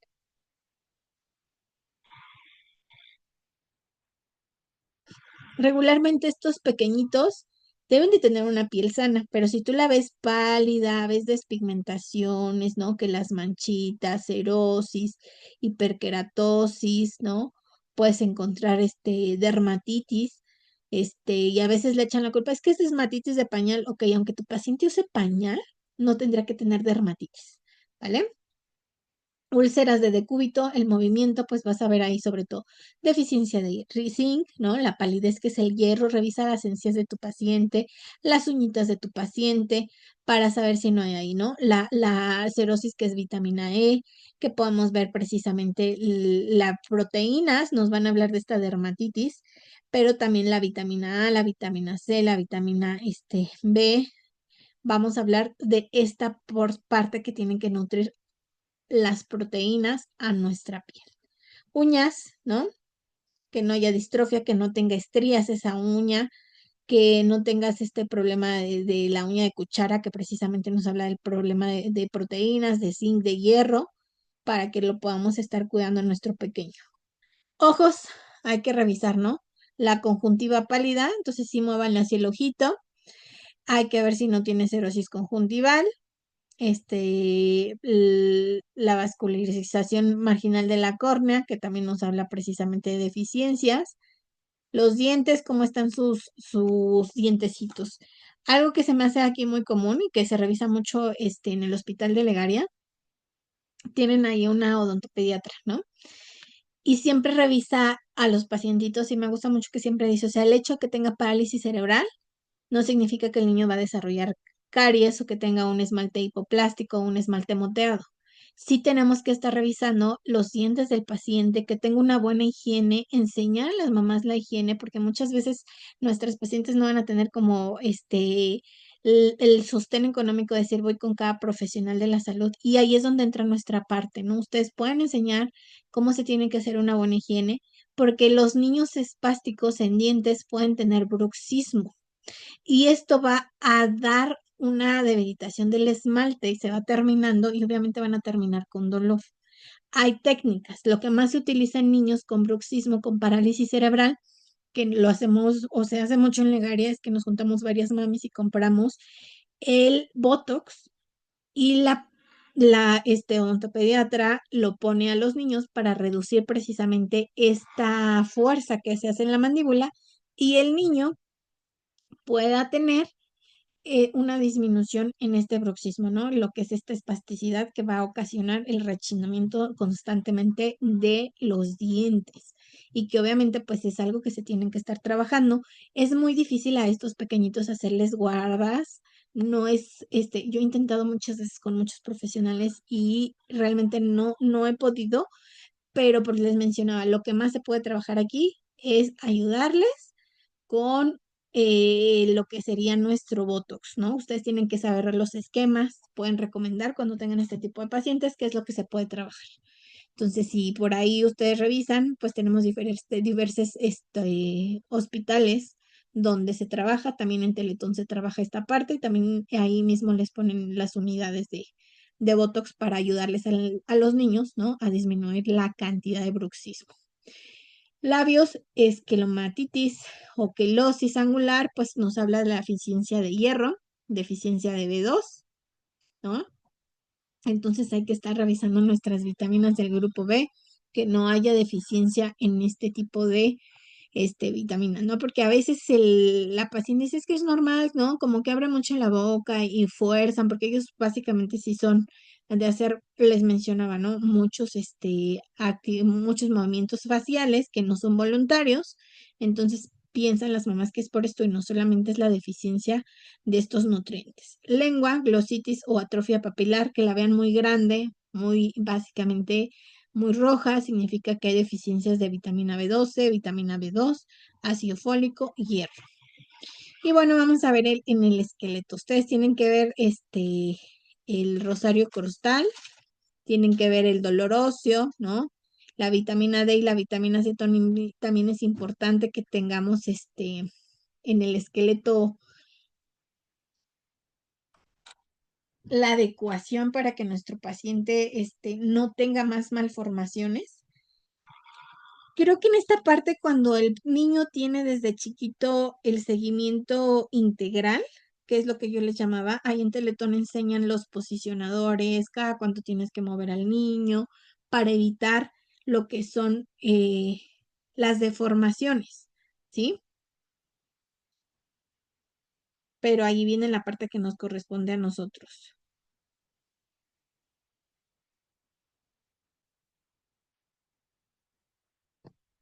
Enseñarle a la mamá cómo tiene que estar haciendo las movilizaciones, incluso para que el niño no desarrolle ningún tipo de llaga, ¿no? Ningún tipo de úlcera por estar todo el tiempo. Entonces ahí lo vamos a estar viendo. Recuerden que el rosario raquítico lo vamos a ver en estos niños que van a tener la aparición de nódulos óseos prominentes en lo que son las costillas y también lo podemos tener que son similares a las cuentas de un rosario, por eso se les da este nombre, y es por una deficiencia de vitamina D, calcio y fósforo. Entonces, estas carencias van a provocar el ablandamiento de los huesos y por lo tanto el cartílago y las uniones costocondrales pues van a estar como grandes, ¿no? Que tenemos que estar cuidando esta parte. Hay que estar revisando, porque el rosario costal es una de las manifestaciones de raquitismo. El raquitismo no es nada más y nada menos que la deficiencia de vitamina D, que no es lo que nosotros tenemos que hacer, ¿no? Las piernas arqueadas, estos problemas óseos, hay que revisarlos y sobre todo porque lo vamos a tener muy común en nuestro niño con parálisis cerebral. El músculo, ¿no? Atrofia muscular, dolor pantorrillas, ¿no? Que podía hablar básicamente de la cantidad calórica que se le está consumiendo, vitamina B, vitamina C y las proteínas que se le están dando a través de la dieta. Hay veces que las mamás es que no les gusta la carne, bueno, pero hay otras opciones de presentar la carne o suplementos que podemos trabajar en vez de darle carne a nuestro paciente, ¿no? Para que lo podamos estar analizando ahí. A nosotros nos toca enseñarle la parte de la alimentación. Datos importantes que ustedes tienen que pedir en su historia clínica, ¿sí? Antecedentes pre y perinatales. La mamá tuvo alguna alteración durante el embarazo. La mamá, básicamente tuvo un buen seguimiento. es lo que tenemos que estar trabajando. Ay, creo que sí se ve, chicas, porque no veo que se vea.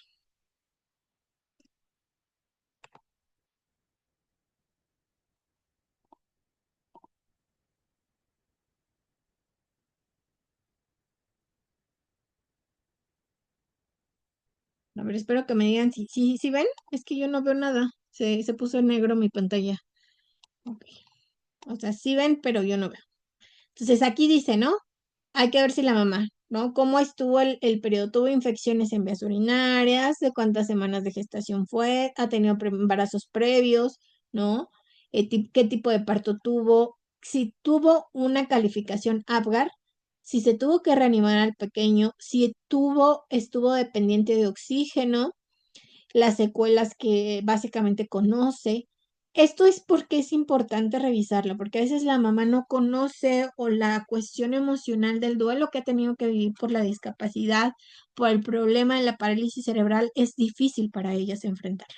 Entonces nosotros tenemos como que hacerle énfasis en reconocer todo esto para saber que está consciente y que sabe básicamente, pues muchas veces nos va a tocar, ¿no? Bebecitos donde la mamá no sabe lo que se va a enfrentar, a veces piensan que pues va a tener un buen desarrollo. Sin embargo, les mencionaba, es después de los 4 o 5 años que se empieza a ver básicamente los problemas marcados de la parálisis cerebral.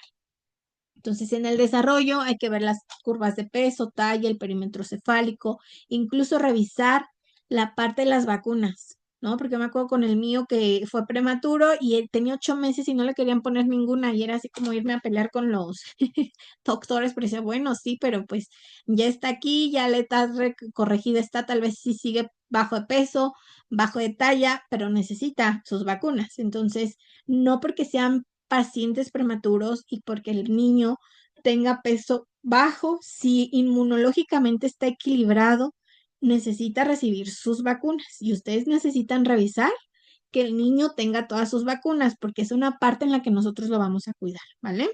Entonces es estar revisando. Si tiene el paciente problemas en cuanto a la deglución y toda esta parte, hay que estar revisando si el paciente ha tenido un trastorno nutricional, si empezaba a disminuir su forma de alimentarse o que la paciente note algo diferente con su pequeñito. Psicomotor, ¿no? Todas estas partes del HIT del desarrollo que ya les puse ahí donde lo podemos estar viendo, ¿no? Que regularmente, por ejemplo, a los 6 meses, tiene control cefálico, a los 8 meses, pues ya tendría que tener control de tronco, empieza básicamente a deambular, a moverse. Ustedes tienen que ver esta parte, aunque tengan niños o que tengan pacientes más grandes, tenemos que estar viendo todos estos hits del desarrollo para ver cómo está y ustedes vayan viendo el desarrollo motor, en dónde va disminuyendo o dónde no se está logrando. La enfermedad neurológica, pues sobre todo el diagnóstico principal, tiene que saberlo la mamá. Edad del diagnóstico, ¿no? Donde tuvo básicamente que el pequeñito tenía. Fíjense que esta parte del diagnóstico principal a veces es algo que se confunde mucho y yo me pongo en la situación de las mamás, ¿no? Yo tuve a mi pequeño y me decían, tiene problemas neurológicos. Él tuvo hidrocefalia debido a un derrame cerebral grado 3 que no se pudo reabsorber, entonces tuvo que utilizar punciones hasta que se le instaló una válvula por hidrocefalia. Entonces, en mi mente, yo pensaba que mi hijo solamente tenía hidrocefalia y que era lo que yo me iba, ¿no? Porque ese era el diagnóstico principal hasta ese momento, básicamente al momento de nacer. Desarrolla este problema, ven que al primer mes pues no se corrige, no se reabsorbe y empieza a desarrollar hidrocefalia y lo ponen. Entonces yo pensaba, ¿no? Y así se los digo, en mi mente que solamente mi hijo tenía hidrocefalia, pero el diagnóstico principal no se había dado como parálisis cerebral hasta los 8 meses. Imagínense, me aventé un montón de rato porque fue hasta que ya un neurológico me dijo, pues es que eso ya es parálisis cerebral. ¿No te habían dicho? Yo no, me decían que mi hijo tenía pues básicamente hidrocefalia. Entonces, aquí es una parte muy importante que el paciente reconozca y sepa cuál es el diagnóstico principal, ¿no? Porque el diagnóstico principal de mi hijo es parálisis cerebral.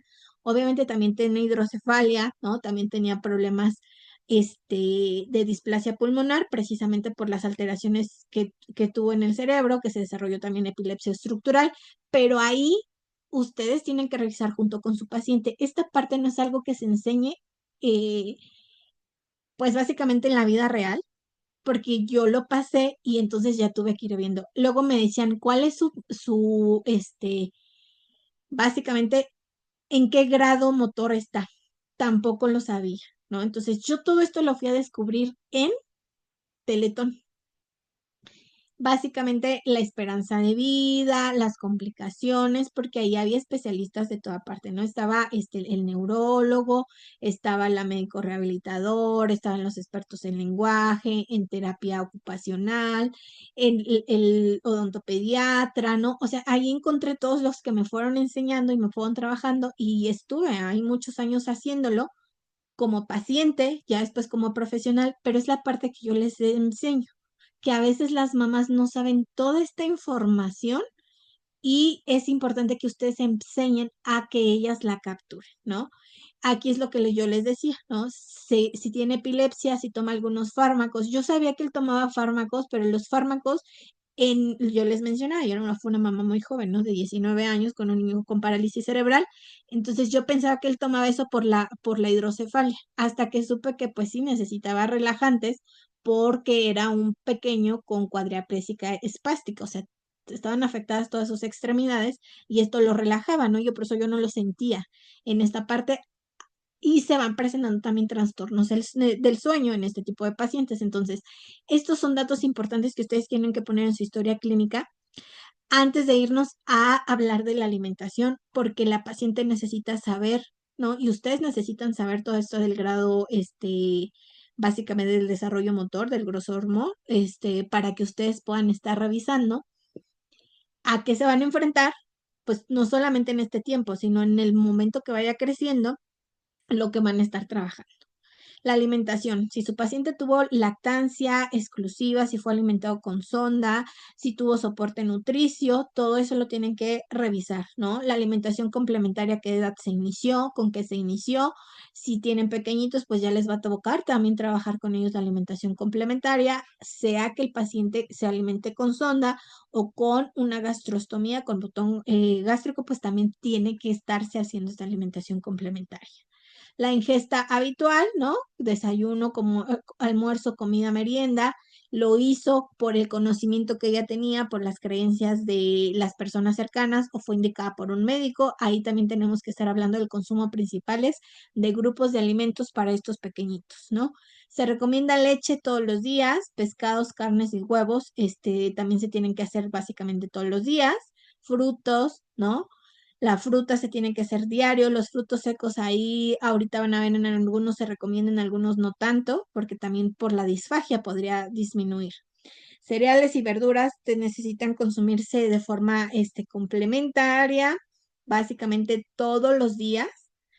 Verduras, cereales y legumbres, ¿no? A veces luchamos mucho con esta parte de las leguminosas en nuestros pequeños con parálisis cerebral, pero es algo que sí necesitan todo el tiempo consumir nuestros pequeñitos, ¿no? Yo me acuerdo cuando les enseñaba a las mamás y me decía, ¿qué desayunó? ¿Qué comió? ¿Qué cenó? ¿Por qué no le puso una leguminosa a lo largo del día? Acuérdense que trae fibra, ¿no? Le va a ayudar a tener básicamente buen aporte en proteínas y en ellos sí se va recomendando así como que los grupos de alimentos se respeten para trabajarlos.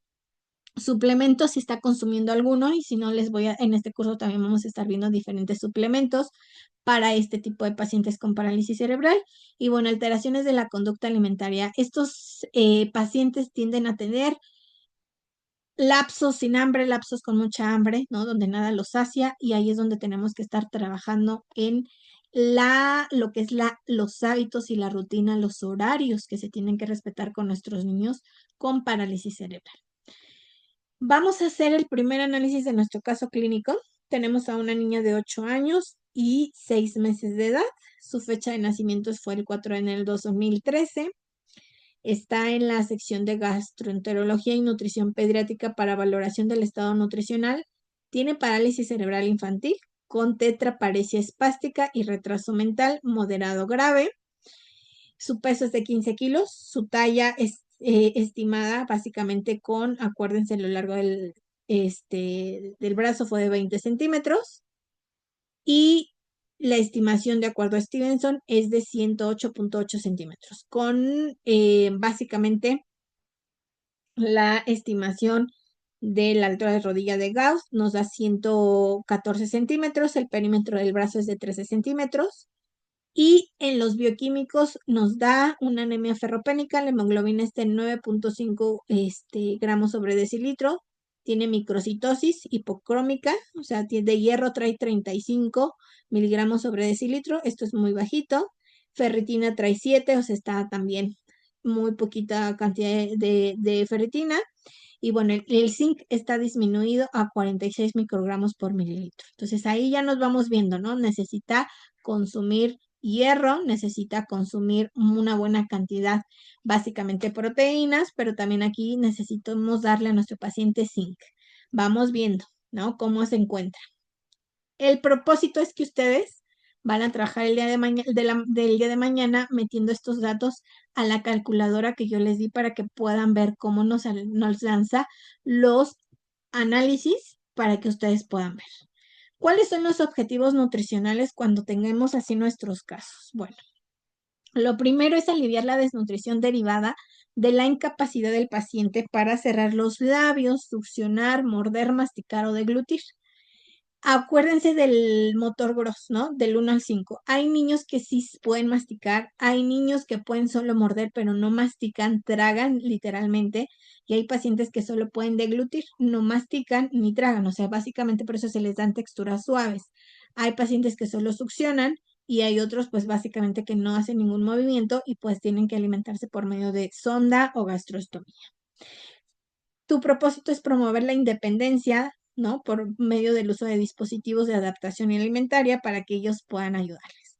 La coordinación ojo-mano es probable que la presión no sea fuerte, pero si tienes a un niño en grosor 4 o 3, sí es importante que los estés ayudando al cuidador, a la mamá o a los padres, a que puedan ayudarse a que pueda adaptarse a sus condiciones, alimentarse lo que más pueda, ¿no? O sea, estos niños que sí son capaces de llevarse cosas a la boca, tienen que hacerlo aunque nos cueste más trabajo, porque eso también nos va a ayudar a mejorar la motricidad y lo que es la terapia ocupacional, ¿no? Que puedan estar haciendo motricidad fina, esto que se necesita o que se requiere. Cuando los niños y adolescentes con parálisis cerebral están bien nutridos, se ven más tranquilos, requieren menos tiempo para la alimentación y van a desarrollar menos complicaciones como son, pues básicamente infecciones, problemas respiratorios y también las úlceras. Hay que favorecer las comidas en un ambiente tranquilo y sin prisas. Aquí, por eso no me gusta la pediatría. Depende mucho de la salud mental, del equilibrio emocional de los padres, la salud de nuestros niños. Entonces, yo quiero un ambiente tranquilo y sin prisas, pero si la mamá todo el tiempo anda corriendo, si no tiene tiempo, si no le dedica espacio, ay, pues ahí es donde entra mi frustración, ¿no? Por eso no me dedico a esta parte, porque la he vivido y es complicado. Entonces, tú vas a tener que trabajar, si tienes un niño con parálisis cerebral, con todo el entorno, las redes de apoyo, los cuidadores principales y también los cuidadores de apoyo, ¿no? Porque a veces papás trabajan, los niños tienen que tener pues quien los alimente, quien los cambie, quien los bañe, quien los vista, ¿no? Quien los mueva para que no estén en una misma posición todo el tiempo. Entonces, tus objetivos principalmente son estos y bueno, tienes que trabajar con el paquete completo, ¿no? Que es la familia que les enseñaba. ¿Cómo va a hacer la estimación del gasto energético? Para nuestros niños con parálisis cerebral necesitamos sacar el gasto metabólico basal, la actividad física, la termogénesis de los alimentos y el crecimiento, ¿no? Durante los primeros 3 meses de vida va al 35% y va disminuyendo básicamente con los años esta tasa de crecimiento para el gasto energético que necesita nuestro pequeñito con parálisis cerebral. Hay distintas fórmulas para nuestros niños con parálisis cerebral para hacer una estimación del gasto energético. Usen la calculadora que les enseñé, ¿no? De nuestra asociación española de pediatría, pero aquí también es importante que nosotros veamos, ¿no? Recuérdense que aquí el gasto es metabólico basal. Aquí nos habla de kilocalorías por metro cuadrado por hora por 24, ¿no? Para sacar el basal. tono muscular, factor de actividad y factor de crecimiento. Aquí el factor de crecimiento básicamente vas a hablar de la ganancia de peso deseada en este tipo de pacientes para hacer una estimación, que es lo que vamos a hacer con nuestro caso. Ecuaciones del método de Rieke. Esta también es una fórmula para que tú puedas estimar el gasto energético de tu paciente con parálisis cerebral. Usa ecuaciones de Schofield también del 2011 para que lo podamos estimar. ¿Cómo nos habla aquí? Pues básicamente el gasto energético total es 1.1 por el gasto metabólico basal más 238 más correcciones. Ahorita vamos a ver cuáles son las correcciones. Y vamos a ver aquí, para hombres es 0.095 por el peso más 2100, ¿no? Ahora, eso es para nuestros niños, ¿no? De 3 a 9 años. Mujeres, 0.085 por peso más 2033.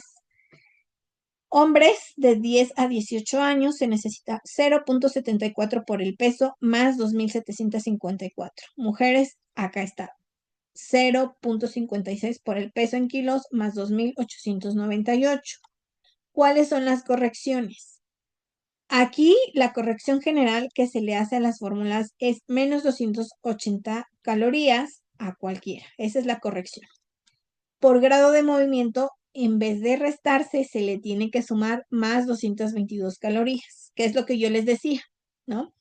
Pacientes que tienen un buen movimiento, pues se le tiene que sumar. Ahora, si tenemos un grado, básicamente aquí el grosor MOS que les hablábamos, básicamente esta motricidad en grado 5, se le tienen que aumentar 431 kilocalorías, que básicamente son nuestros problemas que tenemos ahí con los niños, que no se tienen tanto movimiento, pero sí van a requerir, ¿no? Por las condiciones específicas, más cantidad de energía. Entonces, si nuestro paciente no se mueve tanto y nuestro paciente no tiene aquí en la clasificación del Gross Motor Function, entonces no le van a sumar, ¿no? Le van a restar. Pero si están en estas dos condiciones, pues entonces sí te tienen que sumar y ahí es donde vienen las correcciones. Son muchas calorías, sí, las que necesitan nuestros pequeñitos para que estemos revisando esta parte. Hay otra forma de hacer la ecuación de Schofield. Esta es una estimación del gasto metabólico basal de acuerdo a las ecuaciones. Entonces vamos a ver aquí. Tenemos también por edad, menos de 3 años, de 3 a 10, de 11 a 18 y mujeres con la misma etapa, ¿no? Entonces necesitamos aquí, acuérdense, peso y talla. Por eso es importante la parte antropométrica, estimar peso, estimar talla en nuestros pacientes para poder aplicar nuestra fórmula y esta ya nos habla del gasto metabólico basal. Acuérdense que este es el basal. Si se dan cuenta aquí en la de Reiken, ya nos está hablando del gasto metabólico basal más las condiciones específicas, ¿no? Que nosotros estamos viendo aquí por aplicado directamente, esto sí ya sería nuestro paciente con parálisis cerebral. Entonces aquí tendrías que sumar lo anterior que hablábamos, ¿no? Como el crecimiento, si son ambulatorios, ¿no? Si nuestro paciente pues está encamado para poder hacer la suma. Y bueno, también tenemos la fórmula de los requerimientos energéticos según la Food and Nutrition Board del Instituto de Medicina, ¿no? Entonces, esto lo vamos a tener hacia el gasto energético total, básicamente por edad. Y aquí sí tenemos que estarle sumando, recuerden, aquí habla del niño activo, poco activo, niño sedentario, muy activa, pero si no tenemos, también tenemos que estar sumando la parte que nosotros queremos que ganara de peso con lo que hablábamos de la corrección. O sea, estas fórmulas también se le puede aplicar corrección.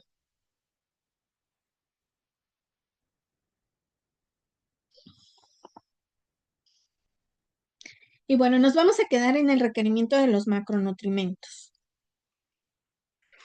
¿Cuánto se recomienda a nuestro paciente? Básicamente los macronutrimentos. Si tu paciente no tiene problemas de epilepsia, si tu paciente no tiene problemas de convulsiones, lo ideal que es que se haga una dieta básicamente equilibrada. Lípidos se mantienen de acuerdo a la edad. Si se dan cuenta, nuestros niños de 1 a 3 años comen hasta el 40% de lípidos. Sin embargo, ya después baja a 35%. Ácidos grasos poliinsaturados se mantienen hasta el 10%, pues en cualquier etapa. Sin embargo, en ellos sí es importante dar ácidos grasos poliinsaturados, ¿no? Al menos un 2% al día de estos ácidos grasos. Los glúcidos, 45, 65, ¿no? Ese es el margen que se puede utilizar si tu paciente no tiene problemas de epilepsia o convulsión. Si no, se tiene que utilizar una dieta cetogénica en tu paciente que sí puede tener, ¿qué dijimos? Problemas estructurales de epilepsia o problemas de convulsiones.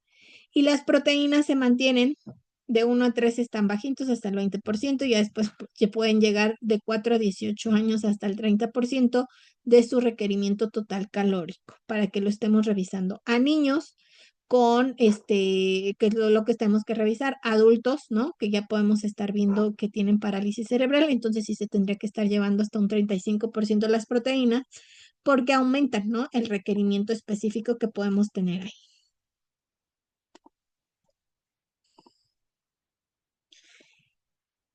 Y bueno, ahora nos vamos a quedar hasta ahí. Ya vamos a hablar de las necesidades de agua, porque acuérdense que lo tenemos que hacer los cálculos también en nuestro caso clínico. ¿Dudas, chicas, hasta el día de hoy?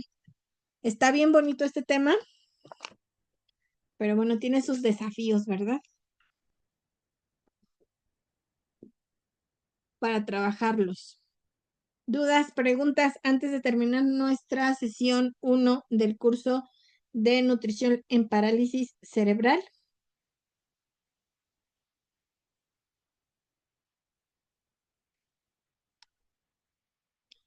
Muy bien, bueno, pues si no hay ninguna duda, nos estamos viendo el día de mañana con el mismo enlace, en el mismo horario, para poder desarrollar básicamente el caso clínico, que ya es básicamente sacar las calorías, los macros y llevarlo a hacer un menú, pero todavía nos hacen falta revisar interacciones farmaconutrientes, suplementos, necesidades de agua, ¿no? Para poder estar trabajando con estos tipos de pacientes con parálisis cerebral. Pues que tengan una bonita noche y les aviso cuando ya se haya enviado su carpetita.